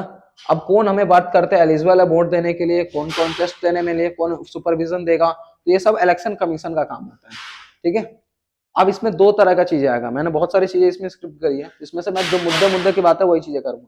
इनमें बात करते हैं एफपीटीपी पे बात करते हैं, इसमें दोनों के भी डिफरेंस आएगा कि एफपीटीपी और पीआर सिस्टम क्या होता है। एफपीटीपी वो है कि जो स्मॉल ज्योग्राफिकल, बहुत सारे स्मॉल ज्योग्राफिकल जो यूनिट्स होते हैं, जिसको हम डिस्ट्रिक्ट बोलते हैं, उसमें रखा जाता है। उसमें हर एक बात करते हैं का रिप्रेजेंटेटिव के लोग बात करते हैं, उतरते हैं, ठीक है। उसको वोटर वोटर जो होते हैं उसको वोट करते हैं कैंडिडेट्स को, और वो पार्टी जो भी ज्यादा से ज्यादा लेजिस्लेटिव में जीतती है वो बंदा उसमें क्या करता है, जीत जाता है। जैसे अगर इसमें जरूरत नहीं है, इसमें जरूरत नहीं है कि मेजोरिटी चाहिए कि 50% से ज्यादा वोट चाहिए, नहीं, एक वोट भी अगर ज्यादा हो गया समझिए कि आप जीत गए, ठीक है। यूके और इंडिया इसमें का एग्जांपल है ना, यूनाइटेड किंगडम की बात कर रहा हूँ। इसमें बात करते हैं लार्ज ज्योग्राफिकल एरिया बनता है, इसमें डिस्ट्रिक्ट, उसमें सिंगल एक कोई एरिया बन जाता है, उसमें बहुत ज्यादा रिप्रेजेंटेटिव इसमें खड़े होते हैं, ठीक है। वोटर क्या होता है, पार्टी को वोट देता है, जिसको जैसे परसेंटेज मिल रहा है, ठीक है, वैसे बंदे वो क्या करते हैं, वहां का वो रिप्रेजेंटेटिव बन जाता है, मतलब वहां को वो लीड कर रहा होता है। जैसे बात करते हैं ईरान और नेदरलैंड की बात कर लो। फ्री और फेयर इलेक्शंस, तो इस पे क्वेश्चन आएगा what the functions and features of a election commission. Election commission का फंक्शन और फीचर्स क्या है उसके बारे में बात करी जाएगी। तो पहला चीजें, हम इलेक्शन हो रहा है तो क्या पहले बूथ लूट लिया जाता था भाई, है ना। अभी जो हमारे ऑपोजिशन वाले हैं वो कुछ अलग इंजाम लगा रहे होते हैं, पता नहीं क्या है, सुप्रीम कोर्ट जाने, इलेक्शन कमीशन जाने, लेकिन ये सब चीजें होती रहती है। तो हमें इलेक्शन कमीशन की जिम्मेवारी बनती है कि वो फ्री और फेयर इलेक्शन करें, क्योंकि वो पूरा इंडिपेंडेंट बॉडी का पार्ट है ना। उसको कोई चीजें नहीं है ना, उसको सैलरी से लेना देना है, सैलरी भी उसको कोई नहीं कि सेंट्रल गवर्नमेंट और स्टेट गवर्नमेंट उसको रोक लेती है, कुछ भी नहीं है ना। अब कहोगे सर नहीं सर प्राइम मिनिस्टर तो कुछ भी कर सकते हैं, मैंने कहा नहीं भाई इतना भी नहीं है ना। डेमोक्रेटिक एक सही सबसे बड़ी बात खासियत है। हमारे पास राइट टू वोट दिए गए हैं, ठीक है, कि हम वोट कर सकते हैं, सेलेक्ट करेंगे हम कि बड़ा कर दे रहा है, ठीक है। हमें सभी जितने भी एडल्ट हैं जो 18 साल के अबव या 18 साल के बड़े हैं, तो वो हमारे राइट टू वोट उनको मिला है, ठीक है। पहले 21 साल था, टिल अगर 89 तक की अगर बात करें तो उस समय तक हम 21 साल तक लोग वोट दे पाते थे, लेकिन ये चीज को अमेंडमेंट कर दी गई, ठीक है। 1989 में अब 18 साल तक के बंदे ये क्या एलिजिबल है वोट देने के लिए, ठीक है। और लोकसभा का इलेक्शन लड़ने के लिए आप 25 साल की एज हो जाए तो आप लोकसभा का इलेक्शन लड़ सकते हो, ठीक है। हम बात करते हैं अब इसमें आया कि सर इंडिपेंडेंट इलेक्शन कमीशन। तो इलेक्शन कमीशन क्या है, तो आर्टिकल इनकी अगर बात करें यार 324 में बात करी गई है इलेक्शन कमीशन की, ठीक है।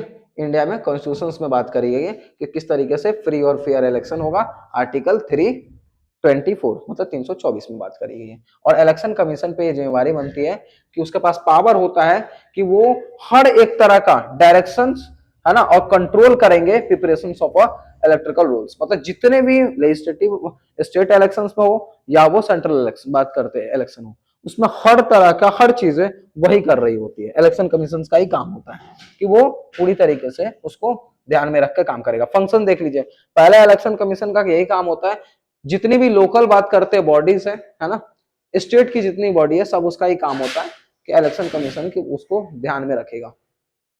स्टेट इलेक्शन कमीशन में वर्क जो होता है इंडिपेंडेंट करता है, जिसको लोकल बॉडीज का वही काम करता है, इतना नहीं पढ़ना है, फंक्शंस पढ़ लो। उसका प्रिपरेशन जितना वोटर लिस्ट होता है वो प्रिपरेशन करता है, सीधी बात है, ये सब चीजें नहीं पढ़ो, इसको पढ़ो, ठीक है, ये नहीं आएगा। इलेक्शन कमीशन का फंक्शन क्या है पहले देखो, कि पहला ये बात का प्रिपरेशन करता है वोटर लिस्ट को।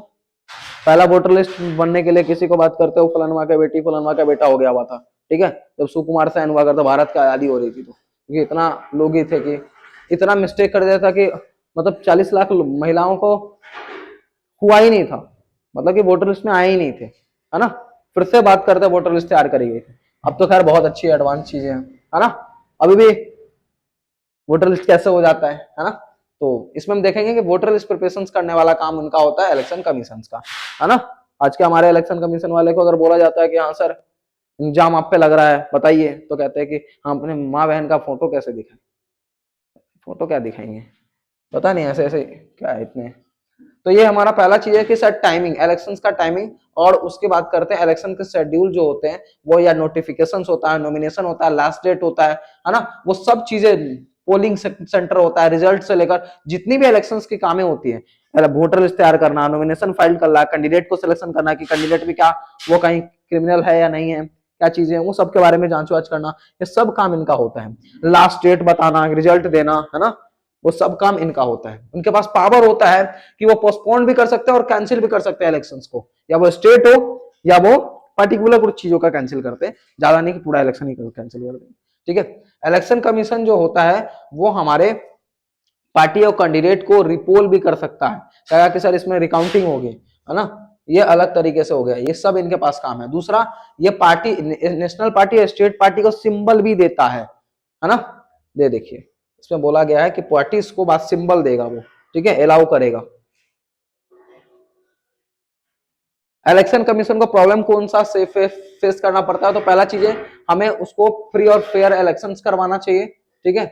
दूसरा मेट बहुत कभी कभी देखिए इसमें एक बहुत बड़ी चीज लिखी गई है कि फेस क्या क्या करना पड़ रहा है।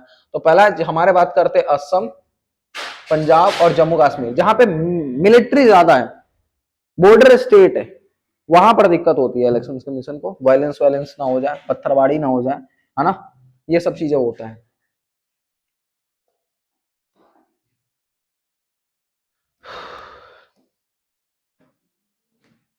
अब आते हैं इलेक्शन का, why importance, what is the importance of a election, election को क्यों करना चाहिए। तो पहले बात है कोई भी बंदा, एक इंडिविजुअल हर जगह जगह का, हमारे घर में रहते हैं लोग, है ना, तो वहां वहां पे कॉन्फ्लिक्ट हो जाता है कि नहीं हमें ये चाहिए हमें वो चाहिए, वो कहते हैं वो चाहिए, अलग चीजें हो जाती है। तो यहाँ पर इलेक्शन क्यों होना जरूरी है, क्योंकि कोई एक बंदा ही, हर एक बंदा जो है वो अपना नहीं ले सकता है, वो बता नहीं सकता है कि हाँ ये सही है ये सही है। इसी के लिए हम लोग क्या करते हैं, इलेक्शन लेते हैं, इलेक्शन करवाते हैं कि हाँ कोई एक बंदा जाके क्या करेगा, रूल करेगा। हर एक आदमी हो जाएगा तो कॉन्फ्लिक्टेड और भी बढ़ जाएगी, है ना। अभी तो पता नहीं पार्लियामेंट में अभी बढ़ने लगता है, अभी इतना ही लोग हैं तो ही, है ना, इतना ही लीडर है तो यहाँ इंपॉर्टेंस इसलिए है क्योंकि हम लोग इतना में नहीं कर सकते हैं। Election most important process. Election जो है वो अपॉर्चुनिटीज देता है पीपल्स को पार्टिसिपेट करने के लिए, है ना, डेमोक्रेटिक गवर्नमेंट्स बनाने के। हम लोग भी गवर्नमेंट बन सकते हैं और गवर्नमेंट्स बना भी सकते हैं, ये हमारा काम होता है ना। पॉपुलेशन जो है बात करते हैं क्या, अवेयर होता है इसमें, मास जो होते हैं बहुत अवेयर होते हैं, है ना। पब्लिक क्या करता है, हमारी प्रॉब्लम सुनी जाती है, बातें होती हैं, इसके लिए हमें करना चाहिए। दूसरा हमें लीड करते हैं, इलेक्शन में सिटीजन्स को अपॉर्चुनिटीज मिलता है रिप्लाई करने के लिए अगेंस्ट द पॉलिसी, है ना, इसी के लिए हमें करवाना चाहिए। और दूसरा इतना लोग जो साथ, बहुत सारे लोग, सभी आदमी एक साथ डिसीजन नहीं ले सकते, इसी के लिए हम इलेक्शन करवाते हैं, है ना। डिफरेंस बताया जाएगा कि एफपीटीपी और बात करते हैं पीआर सिस्टम को लेकर, तो तुम्हें पता ही है। इलेक्शन कमीशन का फंक्शंस अगर बात करें तो देखो वही सब क्वेश्चन है जो कि हमने अभी तुम्हें बताया है, ठीक है। क्या इलेक्शन कमीशन का क्या है, थोड़ा सा ऐसे कर देता हूँ जिसमें ब्लर ना दिखेगा, ये देखो, ठीक है। अगर स्क्रीनशॉट लेना चाहते हो तो ले लेना, ठीक है। ये देखो सिस्टम एफपीटीपी। अब आते हैं एजुकेटिव की बात करता हूँ, ठीक है, कि एजुकेटिव क्या करेगा, ठीक है। तो पहला हम बात करने वाले हैं कि सर एजुकेटिव क्या है। अभी मैंने बात करते हैं क्या, इलेक्शन और क्या बात करा कि सर रिप्रेजेंटेटिव का, ठीक है। रुक जाओ एक मिनट।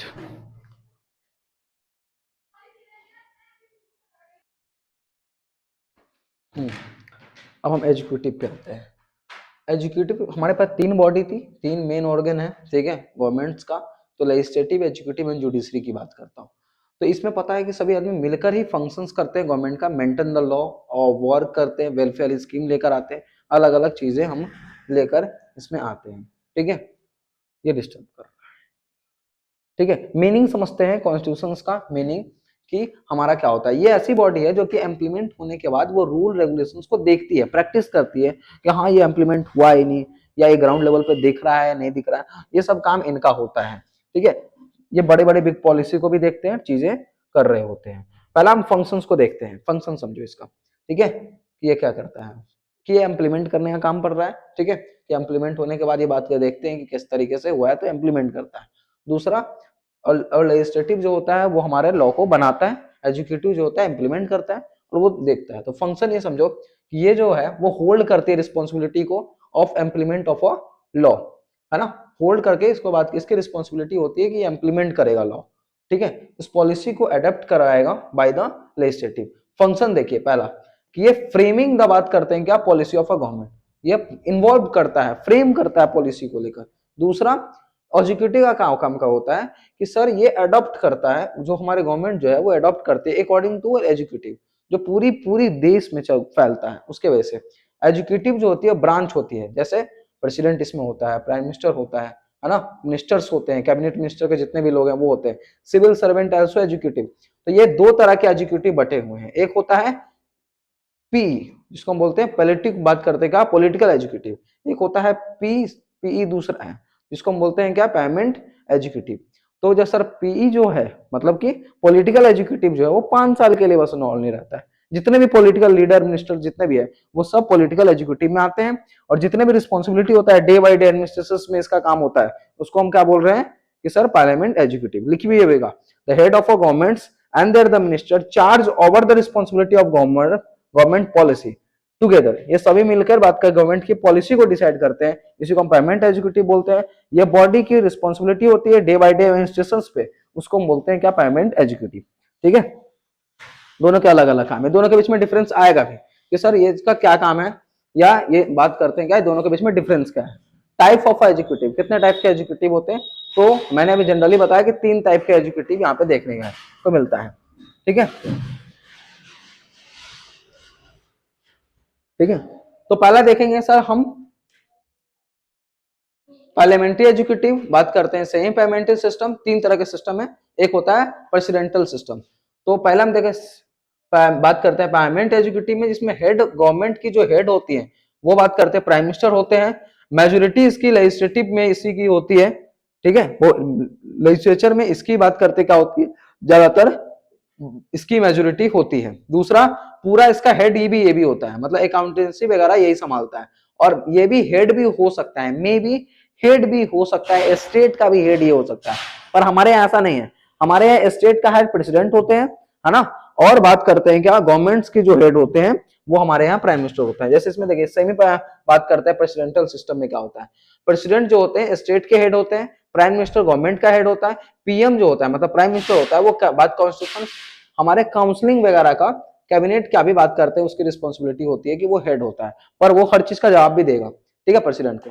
यहाँ पे प्रेसिडेंट क्या होते हैं, स्टेट और गवर्नमेंट दोनों के ही बात करते हेड होते हैं, ठीक है। और ये डायरेक्टली बात करते प्रेसिडेंट चुने जाते हैं जिसको लोग चुनते हैं, पर यहाँ पर हमारे यहाँ प्रेसिडेंट को लोग नहीं चुनते हैं, वो नन बात करते क्या, हमारे यहाँ इनडायरेक्टली इलेक्शन से आते हैं। और ये कोई जवाब दे ही नहीं देते, है ना, लेजिस्लेचर में कुछ भी कर रहा है, क्योंकि ये दोनों तरह का हेड है ना।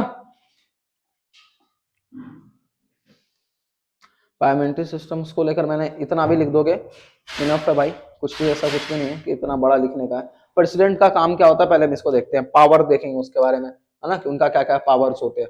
तो प्रेसिडेंट जो होते हैं वो जनरली हेड होता है स्टेट का, पता ही है तुम्हें, ठीक है। और ये एग्जीक्यूटिव की हर एक पावर को कहीं ना कहीं इसका फाइनल डिसीजन इसी का होता है, ठीक है। और ये यही बात करते हैं पावर जो होते हैं कैबिनेट्स और प्रेसिडेंट्स का हेड की जो पावर्स जो है वो इन्हीं के पास होती हैं। और यही इस पावर के कहीं ना कहीं नाम मात्र के तो जरूर होते हैं कि ये बोलेंगे, इनकी बात करते हैं, सलाह जरूर मानी जाएगी। और ये सलाह के ही किसी के, खैर तो आता है कि प्रेसिडेंट और बात करते prime minister, and prime minister के जितने भी मेंबर्स होते हैं या लोकसभा राज्यसभा के जो मेंबर होते हैं वही इनको बनाते हैं, तो उनकी सलाह पर ये काम करते हैं, ठीक है। तो प्रेसिडेंट जो होता है इनडायरेक्ट इलेक्शन से आते हैं, 5 साल के लिए होते हैं, और इसको इलेक्शन जो होता है वो इलेक्शन बाया एमएलए और एमपी द्वारा इसको चुनी जाती है। किसके द्वारा, तो बस बोल दीजिएगा कि सर पीआर सिस्टम, मैंने ये बताया था ना पीआर सिस्टम क्या होता है, वो पीआर सिस्टम के थ्रू में इनको चुना जाता है, ठीक है। और प्राइम मिनिस्टर जो होते हैं वो रिमूव किए जा सकते हैं, वो बस बात करते हैं किसके, तो बोल दिया कि सर पार्लियामेंट के जो बहुमत होते हैं भाई 3/3 बहुमत चाहिए, 3/4 हो ही नहीं सकता, 75% प्लस की होती है, हो ही नहीं सकता ऐसा नहीं बोल सकते, पर ज्यादातर डेमोक्रेसी में संभव नहीं है, ना के मात्र है, ठीक है। इतना मुझे नहीं लगता, है ना, किसी को भी नहीं लगता हो। हमें पावर ऑफ फंक्शंस की बात करें तो 74 इंडियन कॉन्स्टिट्यूशन में बात करते हैं क्या, हमें काउंसलिंग मिनिस्टर के बारे में, हेड जो है प्राइम मिनिस्टर, जो कि एडवाइस ही देंगे प्रेसिडेंट्स को, ठीक है। जनरली अगर 73 और 74 में प्रेसिडेंट्स के पावर्स के बारे में, प्रेसिडेंट के बारे में बात की गई है। इनकी पावर की अगर बात करें, प्रेसिडेंट जो होता है वो एडवाइस कर सकता है ना, उसको लीगली तो ब्रेकडाउन नहीं किया जा सकता है, ठीक है। पूछ सकते हैं, वो क्वेश्चन को पूछ सकते हैं कि ऐसा क्यों कर रहे हो, है ना, लेकिन काउंसलिंग मिनिस्टर उसको सेंडबैक अगर फिर से वही चीज एडवाइस कर दिया तो उसको मानना पड़ेगा, है ना, वो बॉन्ड बन जाएंगे कि हाँ आपको मानना पड़ेगा। अगर मान लो कि उसने वीटो पावर लगा दिया, है ना, ऐसा भी हो सकता है ना, कि अगर मान लो कि कोई लॉ आया, जैसे कि लोकसभा राज्यसभा दोनों ने बिल पास हो गई, है ना, और वहां पर गया तो फिर से अगर कहेगा कि नहीं फिर से इसको जाओ, फिर से ये एडवाइस दे देगा कि ये चीजें सही नहीं है, वो जाके फिर से अगर, लेकिन फिर वही लाके ला दिया तो उसको बाउंड हो जाता है कि हाँ आप सिग्नेचर करेंगे, उस पर वो उनको करना पड़ता है। वीटो पावर अगर लगा दिए तो वो उस पर आप वो पास जो होगा प्रेसिडेंट या मनी बिल क्यों ना हो, ठीक है, इवन अब बिल्स पास हो रहा था प्रेसिडेंट, तो अगर पार्लियामेंट में पास हो गया तो प्रेसिडेंट उसको क्या कर सकता है, बिकॉम लॉ लगा जा सकता है। लेकिन उसको फिर सेंडबैक कर अगर कर देंगे प्रेसिडेंट को अगर वहां पे, तो फिर वो उसमें बॉन्डिंग हो जाएगा कि उसमें veto power is also limited, है ना, कि उसको और कर लेना चाहिए, है ना, वो करेंगे ही, मतलब कि उनको बाध्य है। मतलब यहाँ पर हम सीधे मुद्दे की बात कर देता हूँ कि प्रेसिडेंट जो है वो पार्लियामेंट के बाध्य है कि उनका अगर वो जो भी अगर बहुमत लेकर आ रहा है, या बोल सकते हो कि वो कोई बिल लेकर आ रहा है, तो उसमें उनको सिग्नेचर करना पड़ता है, ठीक है। वाइस प्रेसिडेंट की अगर बात करें तो अगर कोई बीमार है या बात करते हैं उनका डेथ हो गया तो उस पर उनका काम होता है, इनको भी लोकसभा राज्यसभा के ही एग्री पे मेजोरिटी पे बनाया जाता है, ये पता ही है, ठीक है। और ये हमारे बात करते हैं क्या होते हैं, राज्यसभा के चेयरमैन भी होते हैं या स्पीकर होते हैं, बोल दो। प्राइम मिनिस्टर की अगर बात करें तो जितना भी पावर जो मैंने बोला है कि अगर तुम यहाँ पर देखो, वो प्राइम मिनिस्टर प्रेसिडेंट का काम होता है, हाँ, बात सुप्रीम कोर्ट हाई कोर्ट की बात करते हैं, जो वकील है उसको अपॉइंट करते हैं, प्राइम मिनिस्टर को अपॉइंट करते हैं, जितने भी प्राइम मिनिस्टर के एडवाइस पे ही बात करते हैं, मिनिस्टर बात करते हैं, काउंसिल जितने भी मिनिस्टर होते हैं उनको बात करते हैं, अपॉइंट करते हैं, ठीक है। तो वो सब चीजें इनके द्वारा इलेक्शन कमीशन के हेड को वो भी अपॉइंट करते हैं। तो ये जितना भी है तो लेकिन वो उसमें अपॉइंट करते हैं। तो इसमें the head of a counselling of minister, prime minister वही होते हैं। और इनका गवर्नमेंट्स में अगर सबसे ज्यादा अगर कोई फैसिलिटी काम करता है तो वो यही करते हैं सबसे ज्यादा, है ना। और ये सबसे बड़ा चीज ये है कि ये मेजोरिटी बात करते हैं पार्टी के, लोकसभा के हेड होते हैं, तो इनकी बातें बहुत ज्यादा माननी पड़ती है प्रेसिडेंट को, ठीक है। तो पावर इनके अंदर देखते हैं प्रेसिडेंट की, तो पावर जितने भी मिनिस्टर है वो इनके अंडर काम करते हैं, जितने भी चीफ मिनिस्टर है स्टेट के, ये सब चीजें इनके अंडर काम करते हैं। काउंसिलिंग ऑफ मिनिस्टर जो है वो प्रेसिडेंट की चीजों पर चलता है ना। अगर प्रेसिडेंट ने अगर इस्तीफा दे दिया तो जितने भी मिनिस्टर है सबको इस्तीफा देनी पड़ती है, ठीक है, उनकी काउंसिलिंग मिनिस्टर्स को, ठीक है। प्राइम मिनिस्टर जो है लिंकअप होता है, बात करते हैं क्या, काउंसिलिंग मिनिस्टर, है ना, और प्रेसिडेंट और पार्लियामेंट के अदर हैंड पे, ठीक है। इनके जितने भी सब चीजें हैं वो होते हैं। बाबू ये गवर्नमेंट्स क्या होता है, बोल देना कि सर एक कोई भी बंदा मेजोरिटी अगर नहीं पा रहा है तो दो या दो से अधिक या वन या टू मोर पार्टी, है ना, अगर वो दोनों मिलकर मेजोरिटी हासिल करती है तो उस गवर्नमेंट को हम क्या बोलते हैं, कोलिनेशन गवर्नमेंट बोलते हैं, ठीक है। पार्लियामेंट बात करते हैं, ब्यूरोक्रेसी क्या होता है, तो तुम्हें पता ही है कि जो आईएएस आईपीएस उसको क्लासिफाई किया गया है 3 टाइप में। ऑल बात करते हैं क्या, इंडियन सर्विस जिसको हम आईएएस बोल रहे हैं, ठीक है, और आईपीएस बोल रहे हैं, इंडियन पुलिस सर्विस बोला जाए। सेंट्रल गवर्नमेंट में Indian foreign service, Indian revenue system की बात कर, सर्विस के स्टेट की अगर बात करें तो पीसीएस और टैक्स बात करते हैं, ऑफिसर्स ये सब काम कर रहे होते हैं। तो ये बोल दीजिएगा कि सर ब्यूरोक्रेसी पे ये चीज है। तो डिवाइड करने के लिए क्वेश्चन आता है 3 नंबर वाले में, ये चीजें लिखना पड़ेगा आपको, ठीक है। तो ये देख लो, ये फंक्शन ऑफ एजुकेटिव, एजुकेटिव का क्या काम होता है, तो बोल दिया कि सर इसकी ब्रांचेस होती हैं, इसको थोड़ा मैं छोटा कर दे रहा हूँ। 2 टाइप के एजुकेटिव है, पॉलिटिकल है और बात करते हैं क्या, और एक पार्लियामेंट एजुकेटिव है। पॉलिटिकल एजुकेटिव ये होती है जिसका काम गवर्नमेंट की पॉलिसी को तैयार करना होता है। पार्लियामेंट एजुकेटिव वो होती है जिसको लुकआउट करना होता है कि सर इम्प्लीमेंट हुआ है या नहीं हुआ है, या इम्प्लीमेंट करते हैं। प्रेसिडेंट बात सिस्टम ऑफ गवर्नमेंट्स क्या होता है, मत ही देखो, रिलेशंस बताओ प्रेसिडेंट और प्राइम मिनिस्टर्स के बारे में। तो तुम्हें मैंने बताया कि अकॉर्डिंग टू कॉन्स्टिट्यूशन प्रेसिडेंट जो होते हैं वो मेजोरिटी होते हैं पार्टी के, ये जो होते हैं प्राइम मिनिस्टर कॉल करते हैं लीडर टू मेजोरिटी पार्टी के, है ना, और वही उसके द्वारा अपॉइंट किया जाता है किसको, प्राइम मिनिस्टर को। और प्राइम मिनिस्टर जो होते हैं नॉमिनेटेड होते हैं इससे क्या, हेड ऑफ अ स्टेट के। वही जो प्राइम मिनिस्टर मतलब प्रेसिडेंट जो होते हैं हेड होते हैं स्टेट के, सॉरी, एंड प्राइम मिनिस्टर जो होते हैं वो रियल होते हैं, हेड होते हैं स्टेट के, ठीक है, क्योंकि उनके ही एडवाइस पे काम करना पड़ता है प्रेसिडेंट को, ठीक है। प्रेसिडेंट जो होते हैं इनडायरेक्ट इलेक्शन से आए होते हैं, इसी के लिए उनको नाम मात्र का शक्ति दी गई है। वही प्रेसिडेंट को जो है, प्राइम मिनिस्टर को जो है वो रियल पावर मिली हुई है। यही दोनों के बीच में डिफरेंस है। यही देखो ये क्वेश्चन है, ठीक है। ये प्राइम मिनिस्टर की पावर के बारे में बताई गई है, ठीक है। Difference between political and executive, ये जरूर क्वेश्चन आता हुआ दिखता है ना। अगर तो सेकंड जो बुक मैं पढ़ाऊंगा ना तो उसमें साथ साथ मैंने सैंपल पेपर भी डाल देने का है, ठीक है। सैंपल पेपर दिखाऊंगा तो फिर बहुत सारे क्वेश्चन ऐसे दिखेंगे तुम्हें कि हाँ सर ने पढ़ाया, बहुत सारे क्वेश्चन मिल भी रहे हैं, ठीक है, ठीक है। इसका पीपीटी पूरा मैं डाल दूंगा, ठीक है। जिस बंदे के पास ये बुक, बहुत सारे आदमी के पास ये बुक नहीं होगा तो जरूर मिल जाएगा, ठीक है। तो आ जाओ हम इसमें बात करना है गवर्नमेंट में डिटेल की बात करें तो हमारे पास 3 तरह की गवर्नमेंट अभी भी मैंने बताया है। एक प्रेसिडेंशियल सिस्टम को देखे हैं, तो प्रेसिडेंशियल सिस्टम वो होता है जिसमें प्राइम मिनिस्टर और बात करते हैं प्रेसिडेंट जो होता है स्टेट एंड गवर्नमेंट्स दोनों के ही हेड होते हैं। ये पार्लियामेंट्री सिस्टम में वो होता है कि मे बी या प्रेसिडेंट जो होते हैं दोनों के हेड हो सकते हैं, पर ऐसा नहीं है। इस पे ज्यादातर स्टेट के हेड जो होते हैं प्रेसिडेंट होते हैं, गवर्नमेंट्स के हेड जो होते हैं वो प्राइम मिनिस्टर होते हैं। क्यों कर रहा है यार ऐसे, खेला क्यों कर रहे हो तुम, ठीक है। लेजिस्लेचर्स के बारे में बात करता हूं, ठीक है।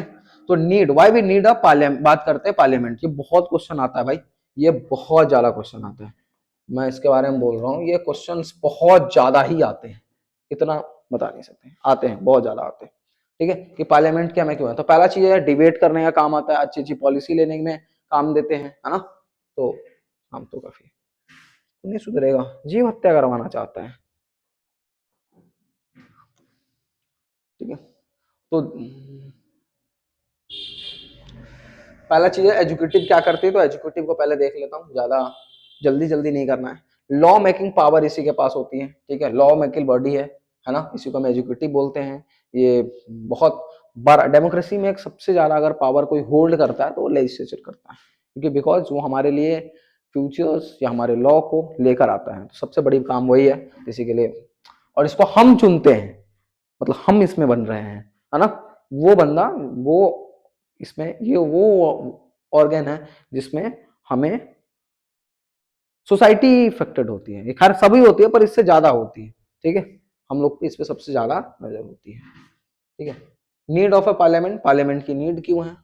तो विदाउट पार्लियामेंट हमें अनथिंकेबल है, मतलब हम सोच भी नहीं सकते हैं, है ना, कि ये हमारा डेमोक्रेटिक है, क्योंकि पार्लियामेंट जो ही है, पार्लियामेंट के ही वजह से हम लोग सोच पाते हैं कि हाँ हमारे देश में क्या हो रहा है क्या नहीं हो रहा है, बिकॉज हमें इंफॉर्मेशन आती है कि हमारे लिए क्या बन रहा है, क्या चीजें खराब हो रही है, क्या अच्छा हो रहा है, ये सब चीजें हैं। इसमें हर चीजें अकाउंटेबल्स होती हैं, है ना। हम लोग वहां पे कहीं ना कहीं डेमोक्रेसी को लीड कर रहा होता है, जो बंदा बोलते हैं ना by the people for the peoples, वो वाला हाल है कि यहाँ पे हम लोग बनाते हैं और वो आते हैं यहाँ पे, वो रिप्रेजेंट करते हैं हमारे कंट्री को, कुछ कुछ एरिया में आते हैं, अपने प्रॉब्लम को लेकर आते हैं, वहां पे डिबेट होता है, कुछ रिजल्ट आती है, हमेशा ही एक कंक्लूजन जो एक अच्छी रिजल्ट लेकर आता है, और वो हमारे लिए सबसे बेनिफिट्स होती है, हमारे सोसाइटी के लिए भी। और सच में ये काफी ज्यादा यूनी बात करते हैं क्या, केमिकल्स एंड बात करते हैं बायोकेमिकल्स क्या होती है। तो यहाँ पर देख लेना 6 स्टेट के पास मिली हुई है बायोकेमिकल्स, ये याद रखना, ये क्वेश्चंस आते हैं ऐसे चीजें जो कि स्टेट लेजिस्लेटिव की बात करी गई है, जिसमें हमारे पास ऑप्शन आता है 2021 की अगर बात किया जाए तो बस छह ही स्टेट को ऐसे ऐसे मिला है जिसका बायोकेमिकल। जैसे कि इसमें हम अगर बात करें तो आंध्र प्रदेश, बिहार, कर्नाटका, बात महाराष्ट्र, तेलंगाना और उत्तर प्रदेश, ये 6 स्टेट को मिला है, बस 6 स्टेट को याद रखिएगा, है ना,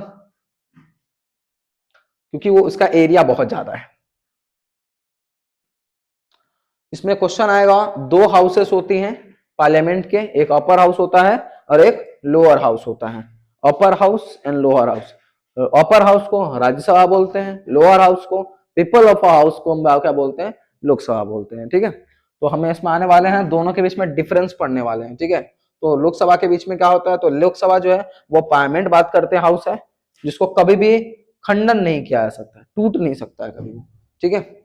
और इसकी बहुत कम बात करते हैं, क्या मेंबर होते हैं तुमको पता होना चाहिए, 250 इसमें बात करते हैं, क्या होते हैं, एमपीज होती हैं, क्या होते हैं, एमपीज। वही अगर बात करेंगे इसके बारे में तो 543 टू 545, क्योंकि दो जो होते हैं नॉमिनेटेड होते हैं, इसमें जो होते हैं 12 नॉमिनेटेड होते हैं, क्या होते हैं, बाय द प्रेसिडेंट नॉमिनेटेड होते हैं, ठीक है, याद रखिएगा।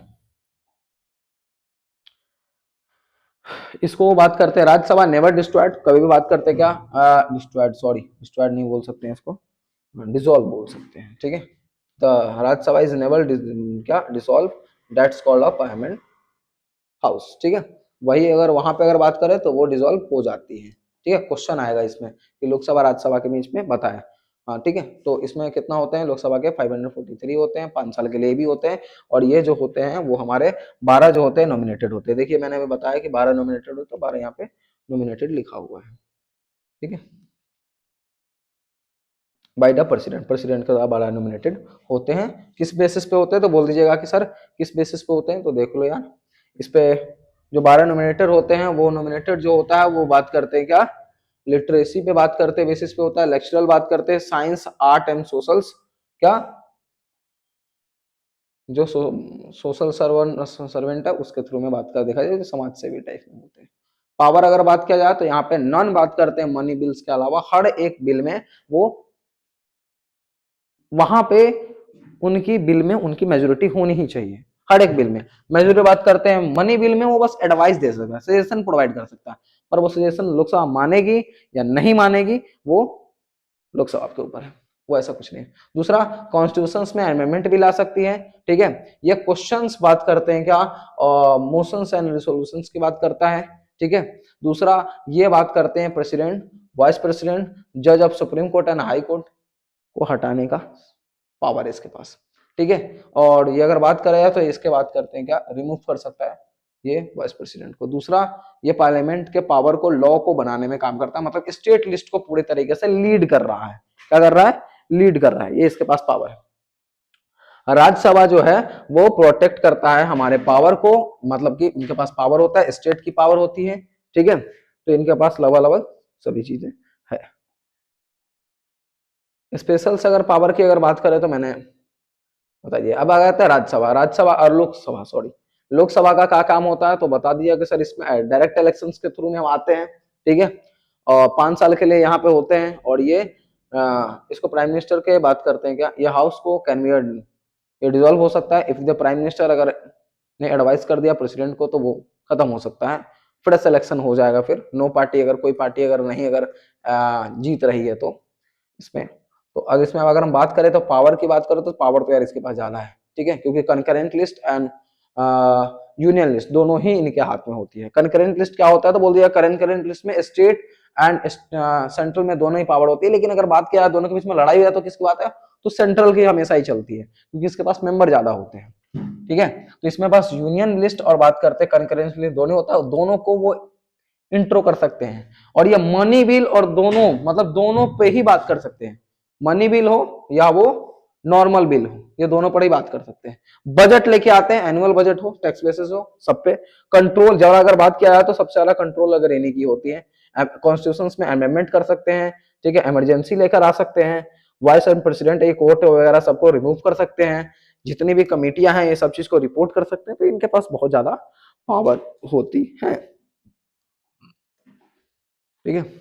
फंक्शंस ऑफ, आप ये बहुत क्वेश्चन आता है कि भाई we need a parliament and what the functions of parliament, parliament के फंक्शंस क्या है उसके बारे में बात किया जाता है, ठीक है। तो हम इसमें समझेंगे कि पहला चीज है कि सर पार्लियामेंट जो होता है वो ऐसा कॉन्स्टिट्यूशन का बॉडी है जो कि ड्राफ्ट तैयार करता है, मतलब हमारा क्या करता है, ड्राफ्ट तैयार करता है ना। इसी के वजह से यहाँ पर क्वेश्चंस आते हैं कि यहाँ पे क्या काम कर रहा है, तो सर ये ड्राफ्ट तैयार करता है हमारे लिए, तो पार्लियामेंट में ड्राफ्ट तैयार होते हैं, यहीं से बिल आता है, बिल से हमारे क्या बनते हैं, राइट्स बन जाते हैं, ठीक है। तो सॉरी, बिल से एक्ट बनते हैं, सॉरी, है ना।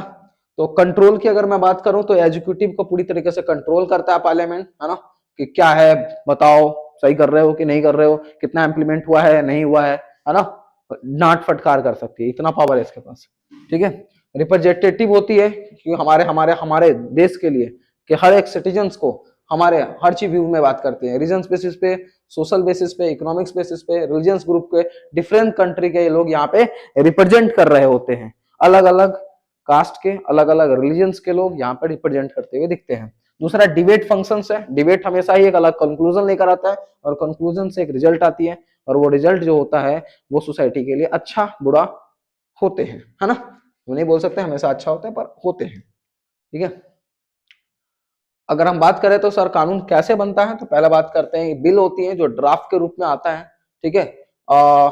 अगर बात करें bill is a intro the parliament, अगर उसको बिल को बात करते हैं पार्लियामेंट में डिबेट होती है उसमें, ठीक है। तो अगर मैं छोटा सा अगर वर्ड में अगर हम बोलूं तो अब पहला स्टेज समझो, इंट्रो द बिल, बिल को इंट्रो किया जाता है पार्लियामेंट में, पार्लियामेंट के कोई भी, राज्यसभा हो राज्यसभा, लोकसभा हो लोकसभा, किसी में हम इंट्रो कर सकते हैं उसको, ठीक है, ला सकते हैं, जिसमें मेजोरिटी मिल जाएगी तो वो लोकसभा राज्यसभा में चले जाएगा। गवर्नमेंट्स बात करते बिल भी होती है, जिसको बात करते हैं प्राइवेट मेंबर लेकर भी आ सकते हैं। सेकेंड स्टेट देख लीजिए, तो बिल सेंड किया जाता है, सेंड दूसरे बात करते हैं हाउसेस को, थर्ड होती है वोट मिलती है उसको, नन बात करते हैं मनी बिल है तो उसको पास किया जाता है अदर चीज में, अगर वो मनी बिल हो तो 14 दिन देते हैं उसका, फिर कहता है जल्दी से जल्दी मुझे दो।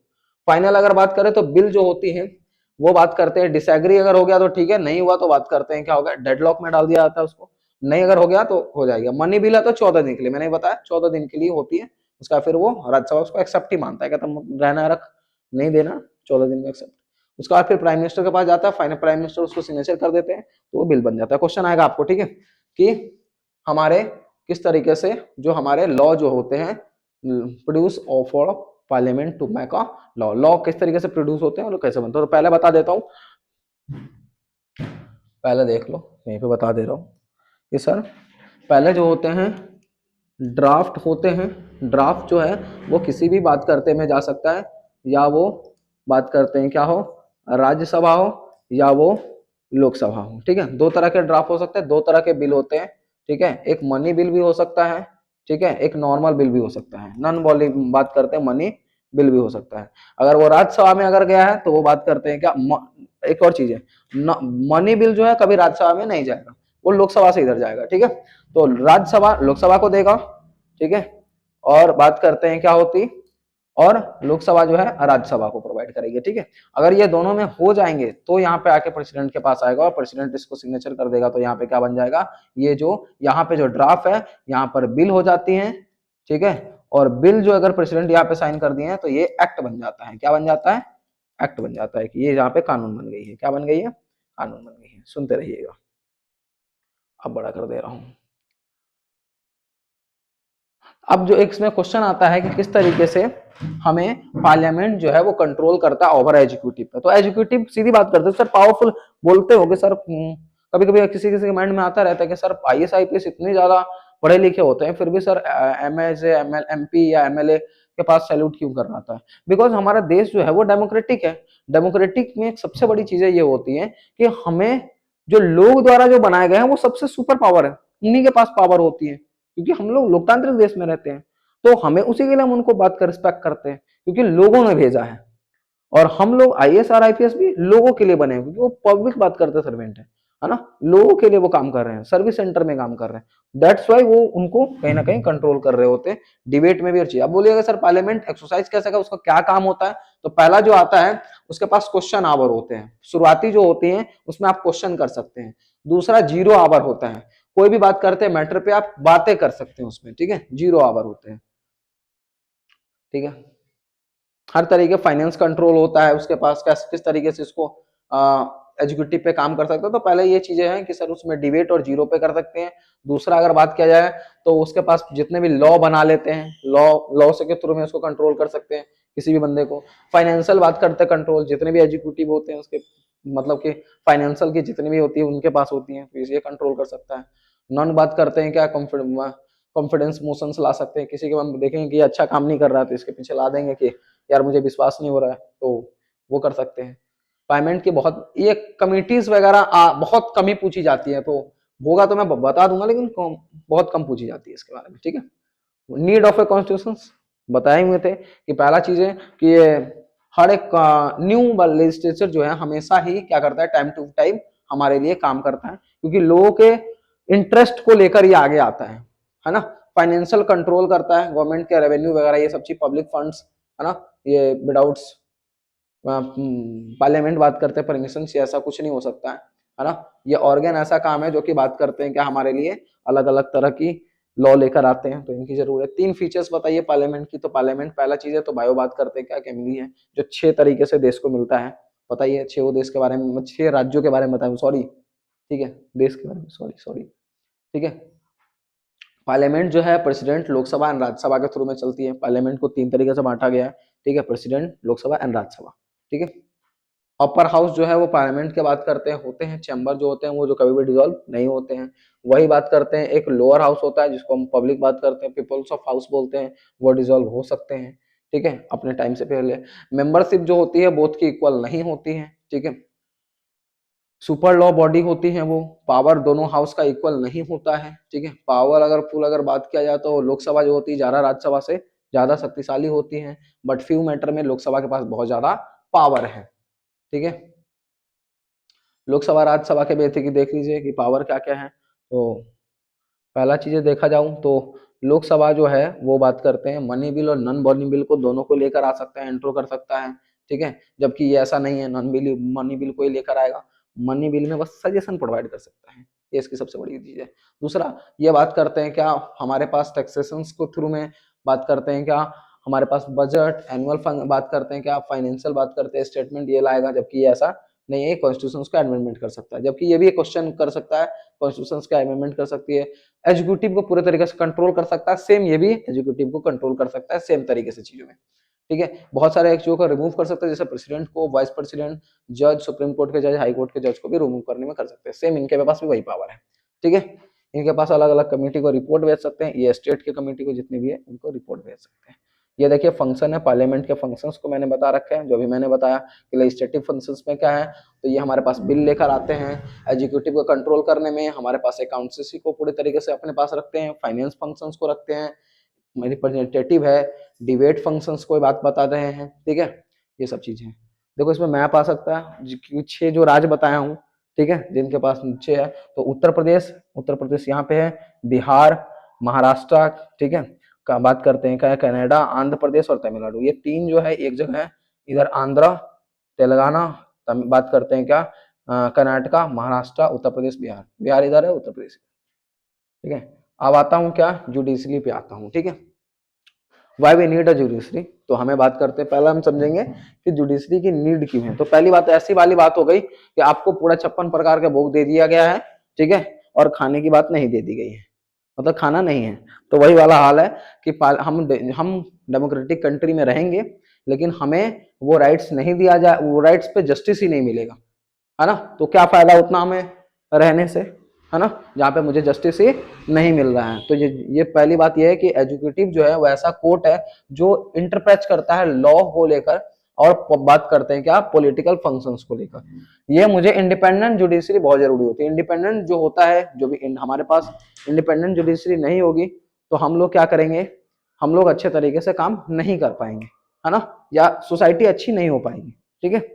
हाँ, हम लोग अपनी पूरी तरीके से फुल एंजॉय नहीं कर पाएंगे, हमें थ्रेड का डर रहेगा, यार क्या हो जाएगा मेरे साथ, क्या नहीं होगा। सिक्योरिटी बेसिस पे बहुत सारे प्रॉब्लम आते हुए दिखेंगे, क्यों, क्योंकि हमारे पास उतना काम दिखेगा ही नहीं, मतलब। तो हमें इंडिपेंडेंट जुडिशरी चाहिए। हमें जुडिशरी क्यों चाहिए, अब भी पहले बता देता हूँ कि सर जुडिशरी का क्या है कि हमें प्रोटेक्ट करते हैं वो, है ना, गवर्नमेंट्स को भी। Judiciary is a important organ of a government and the supreme court of India, one of the most powerful court of a world.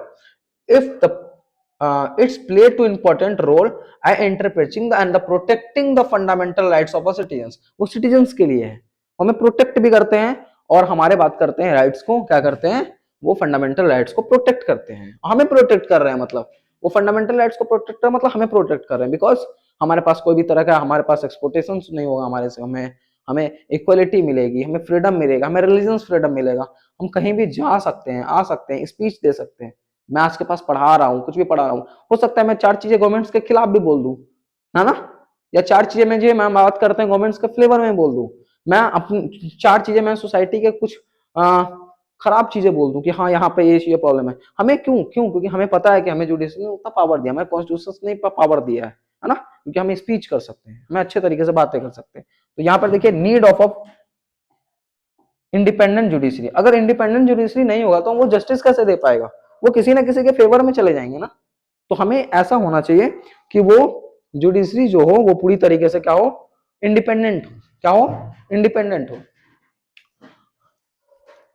इसको हटाते हैं क्योंकि बहुत ज्यादा गर्मी लग रही है। जुडिशरी जो है वो पूरी तरीके से रिसॉल्व करता है कोई भी तरीके से जो भी राइज हो रहा है सोसाइटी में, किसी भी दो ग्रुप के बीच में लड़ाई हो रहा है या किसी भी तरह का कॉन्फ्लिक्टेड हो रही है, तो उसमें वो पूरी तरीके से क्या करता है, वो हमारा लास्ट डिसीजन उसी का होता है। क्या होता है, लास्ट डिसीजन उसी का होता है, ठीक है। या वो ज्यादा अमीर हो, गरीब हो, मेल हो, फीमेल हो, फॉरवर्ड हो, बैकवर्ड हो, सब्जेक्ट हो, कोई भी तरह का हो, सेम लॉ हो उसके लिए। आपने देखा ही होगा हमारे पास सेम लॉ है। आर्टिकल अगर बात करा जाए तो हमें बोला जाता है कानून के समक्ष समानता और कानून के समान संरक्षण, same equal before a law, and हमें प्रिवेंशन भी वही मिलेगा, हमें उतना ही, हमें बात करते हैं प्रोटेक्ट भी वही किया करेंगे, है ना।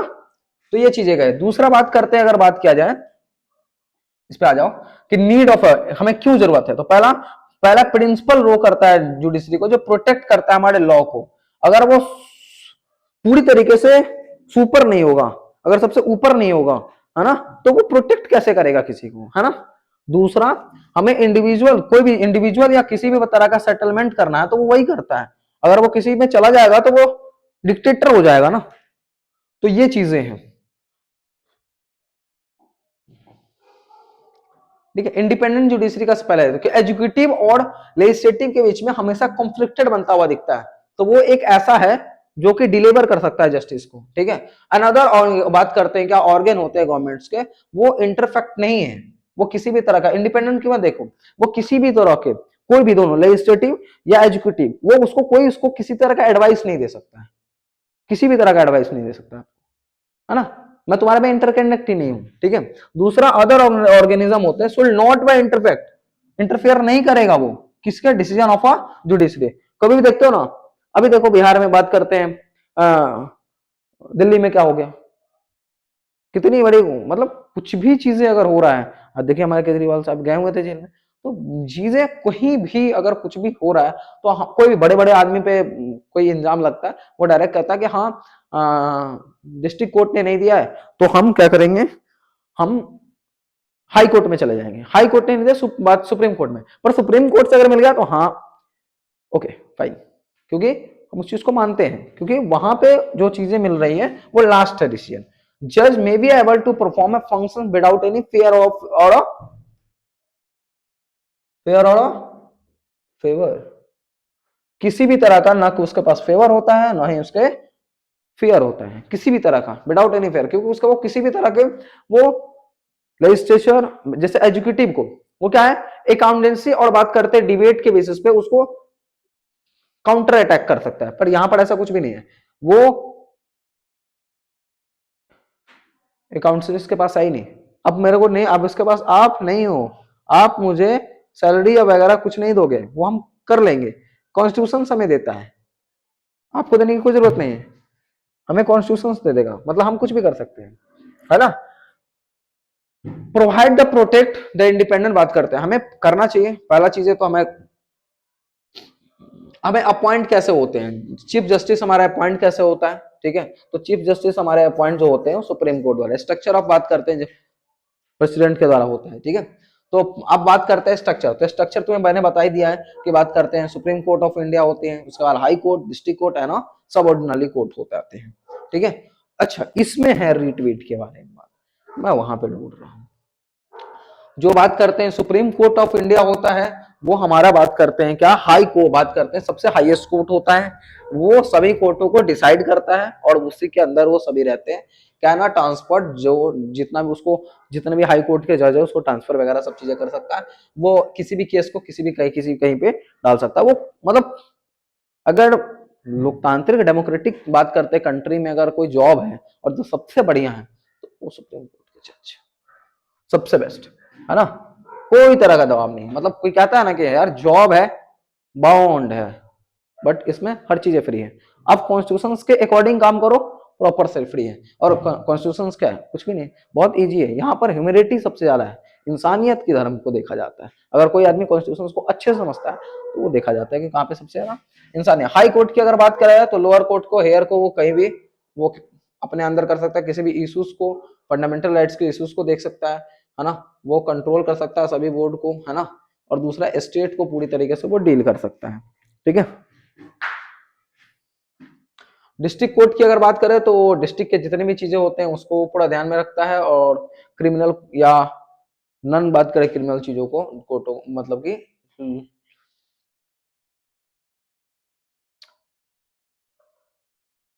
मैटर को देखता है, ठीक है।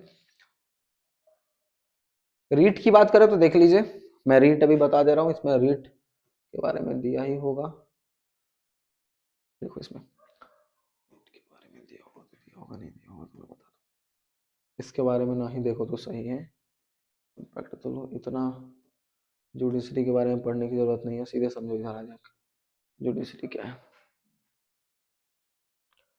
एक्सप्लेन द बात करते हैं, पहले समझेंगे कि हमें जुडिशरी बात करते हैं क्या, हमारे इंडिपेंडेंट क्यों होना चाहिए, क्योंकि वो किसी भी तरह का रेस्ट्रिक्शंस नहीं है उसका लेजिस्लेटिव या एग्जीक्यूटिव में, ठीक है, और वो किसी भी तरह का इंटरफेयर नहीं बात करते हैं इंटरफेयर नहीं करेगा उसके डिसीजन में, ठीक है। और जज जो है वो फ्री और बात करते हैं किसी भी तरह का फेवर या किसी फेयर में वो काम नहीं करेंगे, ठीक है। डिस्क्राइब करो कि वो प्रोटेक्ट कैसे करेंगे इंडिपेंडेंट में, ये मैंने तुम्हें बता रखा है ना। अब फेडरल सिस्टम क्या होता है, फेडरल सिस्टम क्या होता है, फेडरल सिस्टम के बाद कौन कौन सा चैप्टर है भाई, एक चैप्टर फेडरल सिस्टम,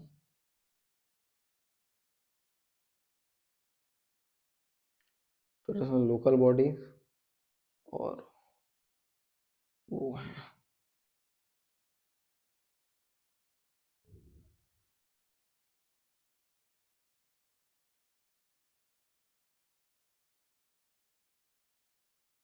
चलो रुक जाओ 5 मिनट।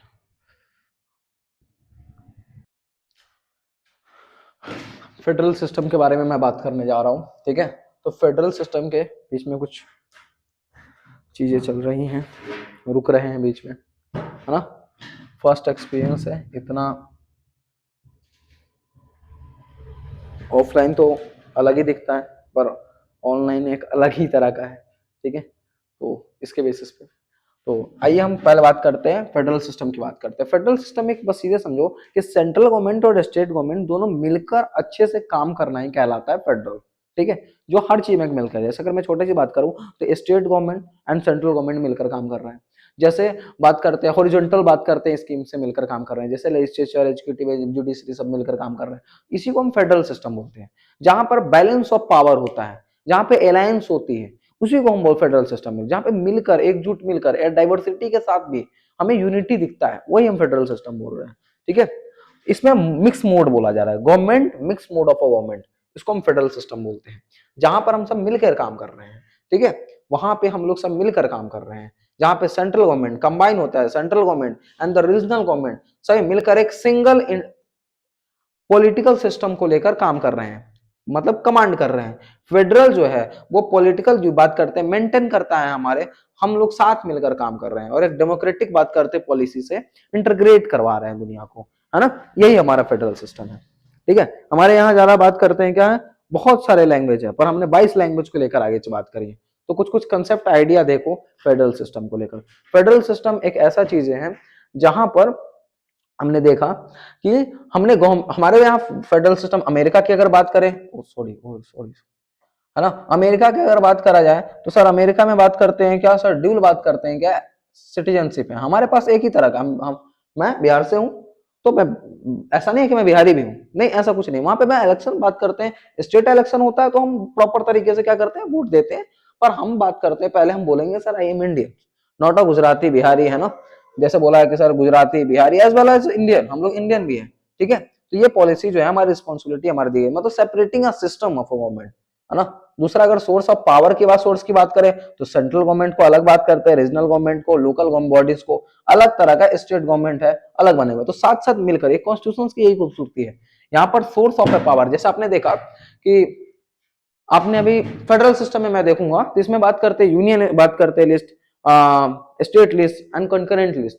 अभी मैंने बताया कि लोकसभा जो है वो यूनियन बात करते हैं लिस्ट और कंकरेंट लिस्ट को लीड कर रहा होता है या इंट्रो कर रहा होता है, कहाँ पे, पार्लियामेंट में।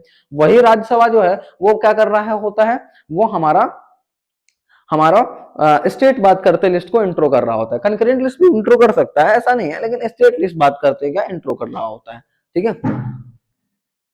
दूसरा इंडिपेंडेंट जुडिशरी, इसमें बात करते हैं क्या तो, और प्रिवेंटिंग बिटवीन द कॉन्फ्लिक्ट, देखो मान लो दोनों में डिस्प्यूट हो गया, ठीक है, तो उसमें बात करते हैं वो सेटलमेंट करवाता है, ठीक है, लीगल मैटर को लेकर, है ना। इसी को हम बोलते हैं क्या, डिवीजन ऑफ पावर, है ना, या डिस्ट्रीब्यूशन ऑफ पावर, कुछ भी बोल दीजिए, ठीक है। ये नहीं बोल, देखो डिवीजन ऑफ पावर की बात करें तो अलग अलग तरह के पावर बटे हुए हैं। जैसे स्टेट लिस्ट के बाद स्टेट गवर्नमेंट को स्टेट लिस्ट मिला हुआ है, टू सेट ऑफ बात करते गवर्नमेंट यहाँ पर काम कर रही होती है। देखिए इसमें एक क्वेश्चन है, ठीक है, यहाँ पर बात कर कॉन्स्टिट्यूशन ऑफ इंडिया बात करते हैं क्या है, यहाँ पर यूनियन लिस्ट है, कंकरेंट लिस्ट है ना, स्टेट लिस्ट है। अगर मैं बात करूं तो लोकसभा जो है वो क्या तरीके से बात करते कर सकता है, तो डिफेंस पे कर सकता है, एटॉमिक एनर्जी पे बात करते हैं क्या, फॉरेन बात करते हैं अफेयर्स, है ना, वर्ल्ड पीस के बारे में, बैंकिंग, रेलवे, पोस्ट बात करते हैं, टेलीग्राम्स बात करते हैं, एयरवे, ये सब चीज पे बात कर रहा होता है। जबकि अगर स्टेट की अगर बात करें तो स्टेट में एग्रीकल्चर, पुलिस बात करते हैं, लोकल बॉडीज जो है हमारी गवर्नमेंट्स, उसके बारे में बात करा जा रहा है, लैंड के बारे में बात कर रहा है, कॉलेज चीज के बारे में बात करें। वही अगर कंकरेंट लिस्ट है वो दोनों मिलकर, तो पहला बात करते हैं क्या, एजुकेशन, है ना, प्रॉपर्टीज किसके पास जाएगा, एग्रीकल्चर बात करते हैं कितने डिवाइड होगी एग्रीकल्चर की प्रॉपर्टी, वो सब चीज उसका काम होता है ना, दोनों का। हमारे इंडिया की अगर बात करें जाए तो इंडिया में पता ही है कि हमें फेडरल सिस्टम को कैसे लीड कराई गई थी। फेडरल से क्यों, हमारे यहाँ एक बहुत बड़ा क्वेश्चन, यहाँ पे देखो ये क्वेश्चन है कि सर हम फेडरल सिस्टम में हमारे स्ट्रॉन्ग क्यों किया गया है, कहाँ पे, तो सेंट्रल गवर्नमेंट को स्ट्रॉन्ग क्यों किया गया। तुम्हारे पास पता ही है तुम्हें कि इंस्ट्रूमेंट ऑफ एक्सेशन सबसे पहले आया हुआ था 90, हमारे जब आजाद हुई थी 1947 के बाद, हमें इंस्ट्रूमेंट ऑफ एक्सेशन के तुम्हें प्रिंसेस स्टेट को एकजुट करा गया। इसी में आर्टिकल फर्स्ट में हमने बोला कि हमारे राज्यों का संघ है, मतलब यूनियन स्टेट है, हमारा कंट्री जो है यूनियन स्टेट है ना। हम इसी के बेसिस पे यहाँ पे डाला गया था। यहाँ पर देखिए इसमें बताया गया सर, इसमें हमारे 500 से ज्यादा प्रिंसेस स्टेट थे हमारे पास, है ना। मणिपुर बात करते हैं, मैंने बोला जम्मू कश्मीर, है ना, हैदराबाद में निजाम नहीं आना चाह रहे थे, जम्मू कश्मीर में महाड़ी सिंह नहीं आना चाह रहे थे हमारे में। हमने उन पे कोशिश किया, उन पे हम बात करते, कुछ कुछ चीजें बताई, उन्होंने मुझे प्रिंसिपल उन्होंने हम लोगों के से बोला कि नहीं नहीं हमें स्पेशल ट्रीटमेंट चाहिए इस चीज को ले। मैंने कहा उस टाइम की जैसे सिचुएशन रही हुई होगी वो सब हम लोगों ने उनको दिया 370। अब धीरे धीरे खत्म हो गया, तो उन्हें बात कर 2019 में हटा दिया गया वो चीजों को। तो ये हमने उनपे, लेकिन हाँ उनपे हमने जरूर बताया कि देखिए 500 से अधिक बात करते प्रिंसेस स्टेट थे, है ना। तो नए नए, तो ये स्टेट को इसलिए बना दिया गया कि वो किसी भी तरह का न्यू स्टेट बना सकते हैं। जैसे हमने बात करते हैं क्या, स्टेट रीऑर्गेनाइजेशन बनाया था, स्टेट रीऑर्गेनाइजेशन, ठीक है। कब मैं बात नहीं बोला था, 1970 बात कर 1953, ठीक है 1950 बात करते हैं 6 में। पहले हमारा जब देश जब आजाद हुआ था तो 14 स्टेट थे, ठीक है। और 6 बात करते हैं क्या, 6 हमारे पास यूनियन टेरिटरीज हुआ करता था। आज तो 28 हो गए हैं, बात करते हैं क्या स्टेट। तो ये चीजें हैं, क्योंकि सभी काम उनके पास है, कितना भी मर्जी करे उतना हम तोड़ सकते हैं, नाम बदल सकते हैं, ये सब क्या है लोकल। बात करते हैं क्या है, लोकसभा के पास ये शक्ति है कि वो कर सकता है, मतलब सेंट्रल गवर्नमेंट के पास सबसे ज्यादा ये पावर है कि वो उसको डोमिनेंस करेगा। इतना डोमिनेंस करेगा कि आप देख सकते हो कि हर एक स्टेट में बहुत चीजों को देखने को मिलता है। जितने भी गवर्नर है अपॉइंट किसके द्वारा किया जा रहा है, तो प्रेसिडेंट के द्वारा किया जा रहा है। और वो गवर्नर किसका है, तो वो सेंट्रल गवर्नमेंट का है। जितने भी डिस्ट्रिक्ट में जितने भी आईएएस है वो किसके हैं, सेंट्रल गवर्नमेंट के हैं। इसका एग्जामिनेशन कौन लेता है, ब्यूरोक्रेसी वाला भी मैं टॉपिक्स में पढ़ा था कि वो सर जो ऑल इंडिया सर्विस में क्या हो रहा है, तो सर आईएएस आते हैं, आईपीएस आ रहे हैं। वो हर क्या, हर एक स्टेट में है ना, सबकी सिक्योरिटी देखते हैं। आईपीएस क्यों है, क्योंकि कोई भी बंदा किसी भी तरह का क्राइम या कुछ चीजें अलॉटमेंट बड़ा ना हो, आईपीएस क्या हर एक चीज डिपार्टमेंट को संभाल रहे हैं। मतलब क्या स्टेट गवर्नमेंट इतना डोमिनेंस कर रहा होता है। देखिए जो बात करते हैं गवर्नर है, वो बात करते हैं यहाँ पे क्या होते हैं, उनको अपॉर्चुनिटी दिया जाती है, उनसे ही परमिशन के थ्रू में होती है। जितने भी स्टेट बात करते हैं गवर्नमेंट में, हर एक तरह का क्या होता है, जैसे आईएएस आईपीएस मैंने बताया है ना। इसी चीज पे में कॉन्फ्लिक्ट होती है फेडरल सिस्टम में, कैसे, तो स्टेट और बात करते हैं सेंट्रल गवर्नमेंट में। जवाहरलाल नेहरू में भी हुआ था ऐसे, है ना। तो इसमें क्या है, तो हमारे लिए जुडिशरी इसमें काम करता है कि अगर इन्फोर्स अगर कर रहा है तो दोनों में लॉ को देखेगा कि हाँ सही कर रहा है या नहीं कर रहा है ना, उसके बारे में। क्योंकि जो सेंट्रल गवर्नमेंट होते हैं देखते हुए कभी कभी कि अब जब केजरीवाल की यहाँ पे सरकार हुआ करती तो कहते यार पैसा नहीं दे रहे हैं, गवर्नर हमारे काम नहीं करने दे रहा है हमें, है ना। तो क्यों, क्योंकि सेंट्रल गवर्नमेंट मजबूत होता है तो थोड़ा सा करते हैं, है ना। दूसरा चीजों क्या, पैसा नहीं दिया जा रहा है हमें, डेवलपमेंट नहीं हो रहा है हमारा, तो rule of a governance unprecedented role. तो गवर्नर का कैसा रूल होता है, तो हर एक स्टेट में वही होता है।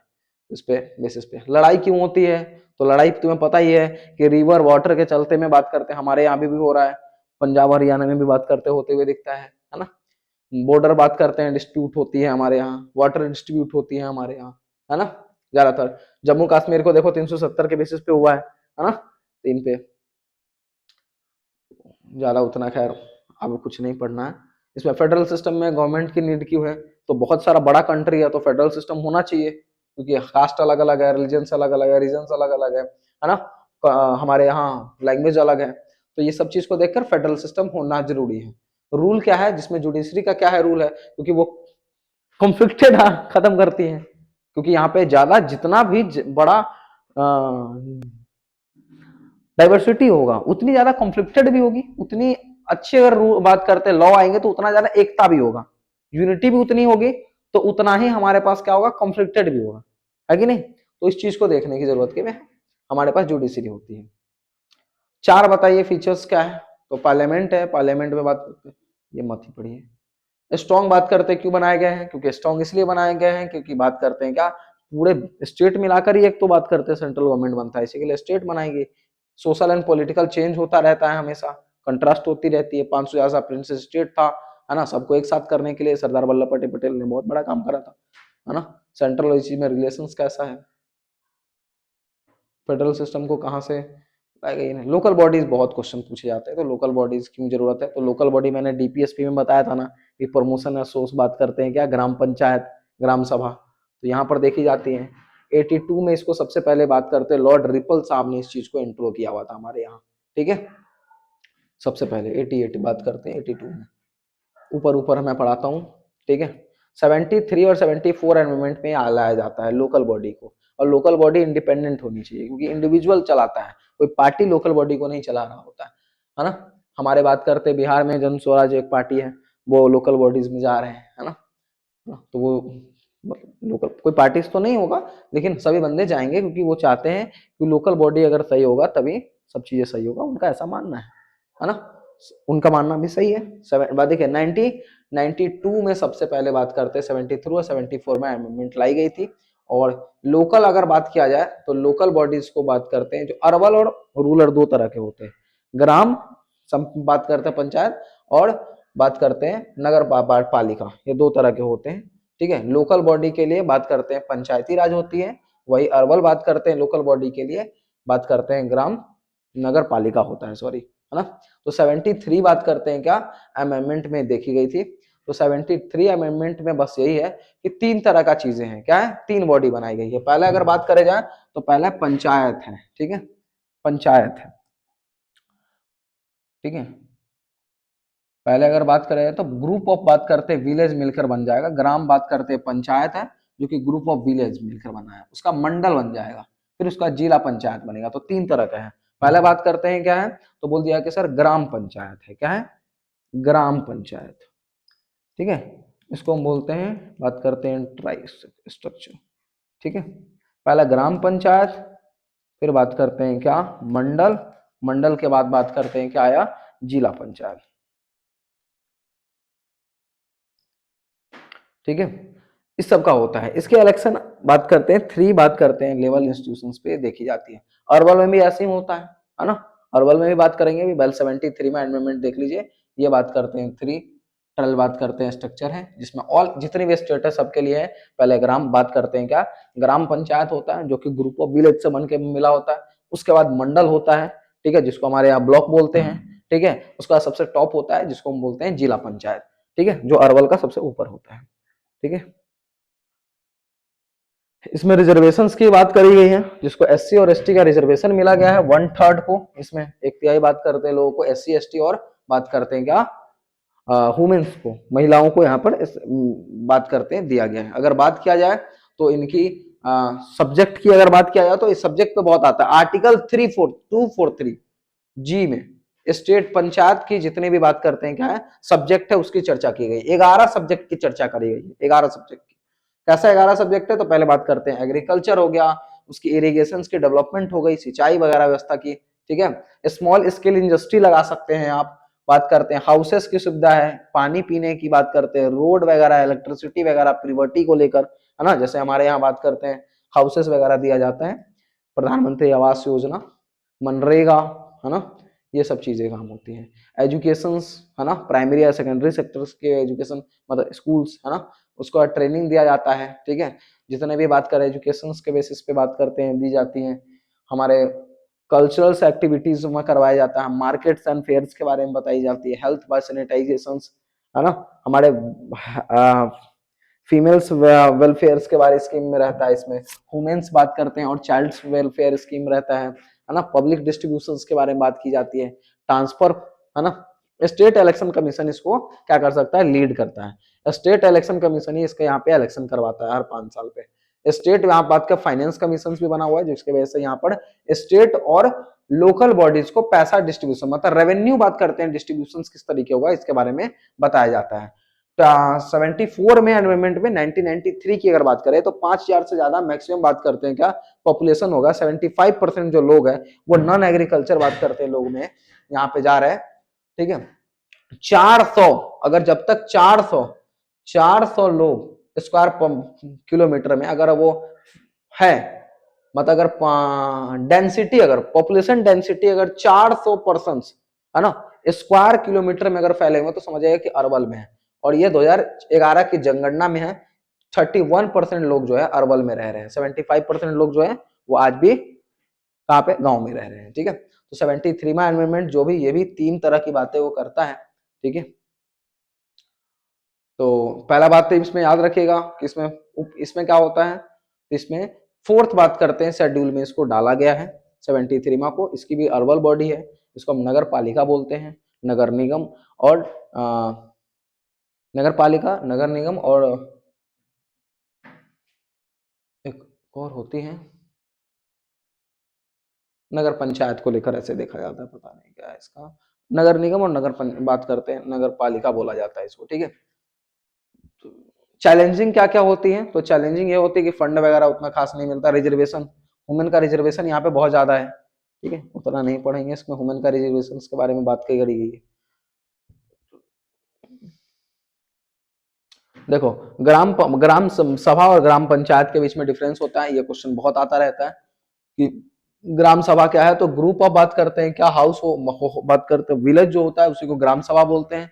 और यहाँ पर क्या होता है, ग्राम पंचायत जो होता है स्मॉल बॉडी होती है, जहाँ पे इलेक्शन ग्राम बात करते हैं, जो elected by member of a gram sabha, gram panchayat के लोगों को ग्राम सभा के लोग बात करते हैं, क्या करते हैं, लोग चुनते हैं। ग्राम सभा के जो है पार्टिसिपेशन बहुत बड़ी होती है, जबकि यहाँ पे बहुत ही फ्यू इलेक्शंस होता है। यहाँ पे पार्लियामेंट मेंबर बनते हैं और यहाँ पर बात करते हैं 5 साल के लिए बनते हैं। यहाँ पर बात करते हैं ये कभी भी डिसॉल्व नहीं होती, जबकि ये स्टेट द्वारा डिसॉल्व कर दी जाती है।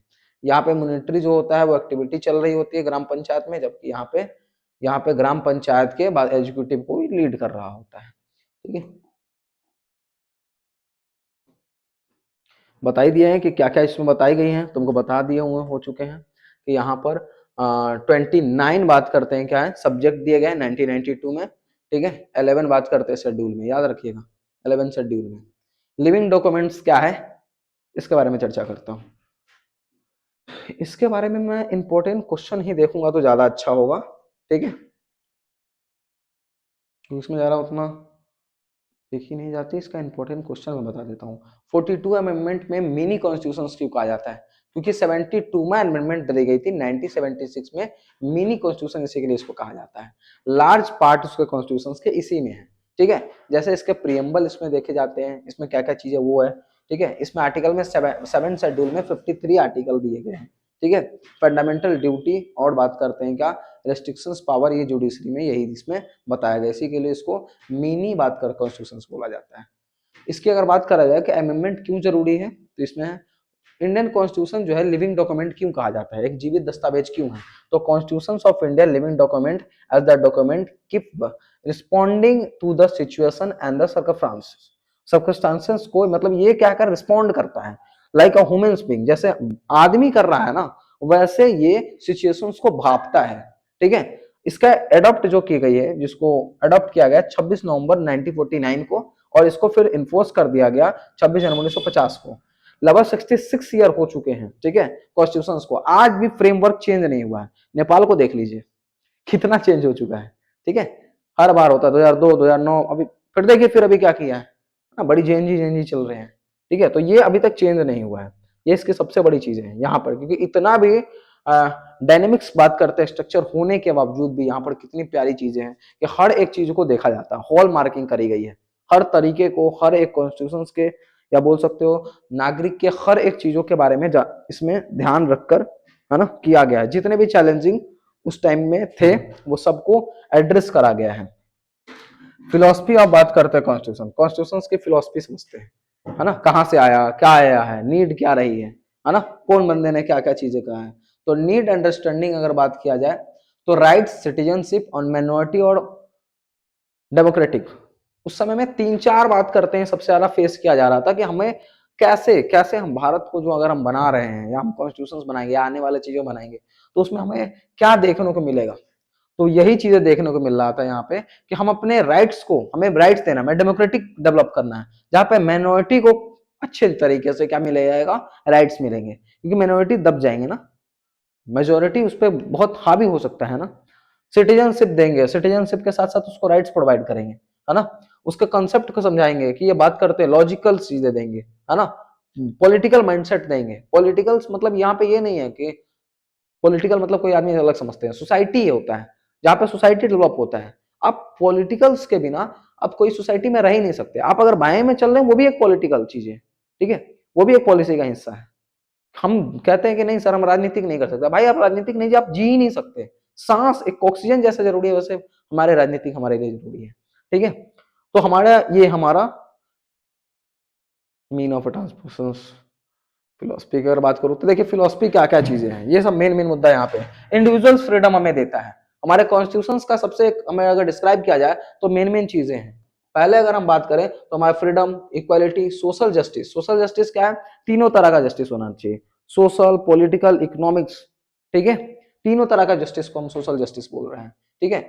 नेशन बात करते हैं यूनिटी, ये हमारा काम है ना। इंडिविजुअल फ्रीडम की बात करता हूँ, हमारा भी एक हमारे भी रिस्पेक्ट होनी चाहिए ना हमारी, है ना, हमारा भी रिस्पेक्ट होना चाहिए, हमारी बात डिग्निटी हमारी होनी चाहिए। तो कॉन्स्टिट्यूशन हमें ये प्रोवाइड करता है ना, हमें एक ऐसा आइडियोलॉजी प्रोवाइड करता है जहां पे हमें स्ट्रॉन्ग कैरेक्टर्स को लेकर वर्ल्ड में चल रहे होते हैं, because I have a freedom and the equality in a society, that's why हम लोग यहाँ पे रह रहे हैं, है ना।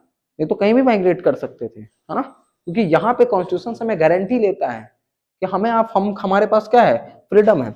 सोसाइटी सोशल जस्टिस है, सोशल जस्टिस क्या है, जहाँ पे SC ST सबको जस्टिस मिल रहा है।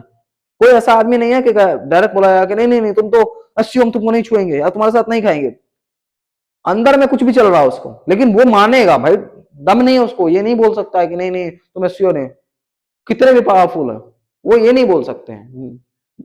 कॉन्स्टिट्यूशन ने एक इसी के लिए इसको लिविंग डॉक्यूमेंट बोला गया है। डर तो है भाई, अगर तुम कितने भी रूढ़िवादी बंदे हो, उनमें डर तो होना चाहिए कि हाँ यार किसी के साथ तुम किसी भी तरह का डिस्क्रिमिनेशन नहीं कर पाओगे, आगे नहीं। रात को है तो यहाँ पे चूहा से दर्शन हो रहा है ना।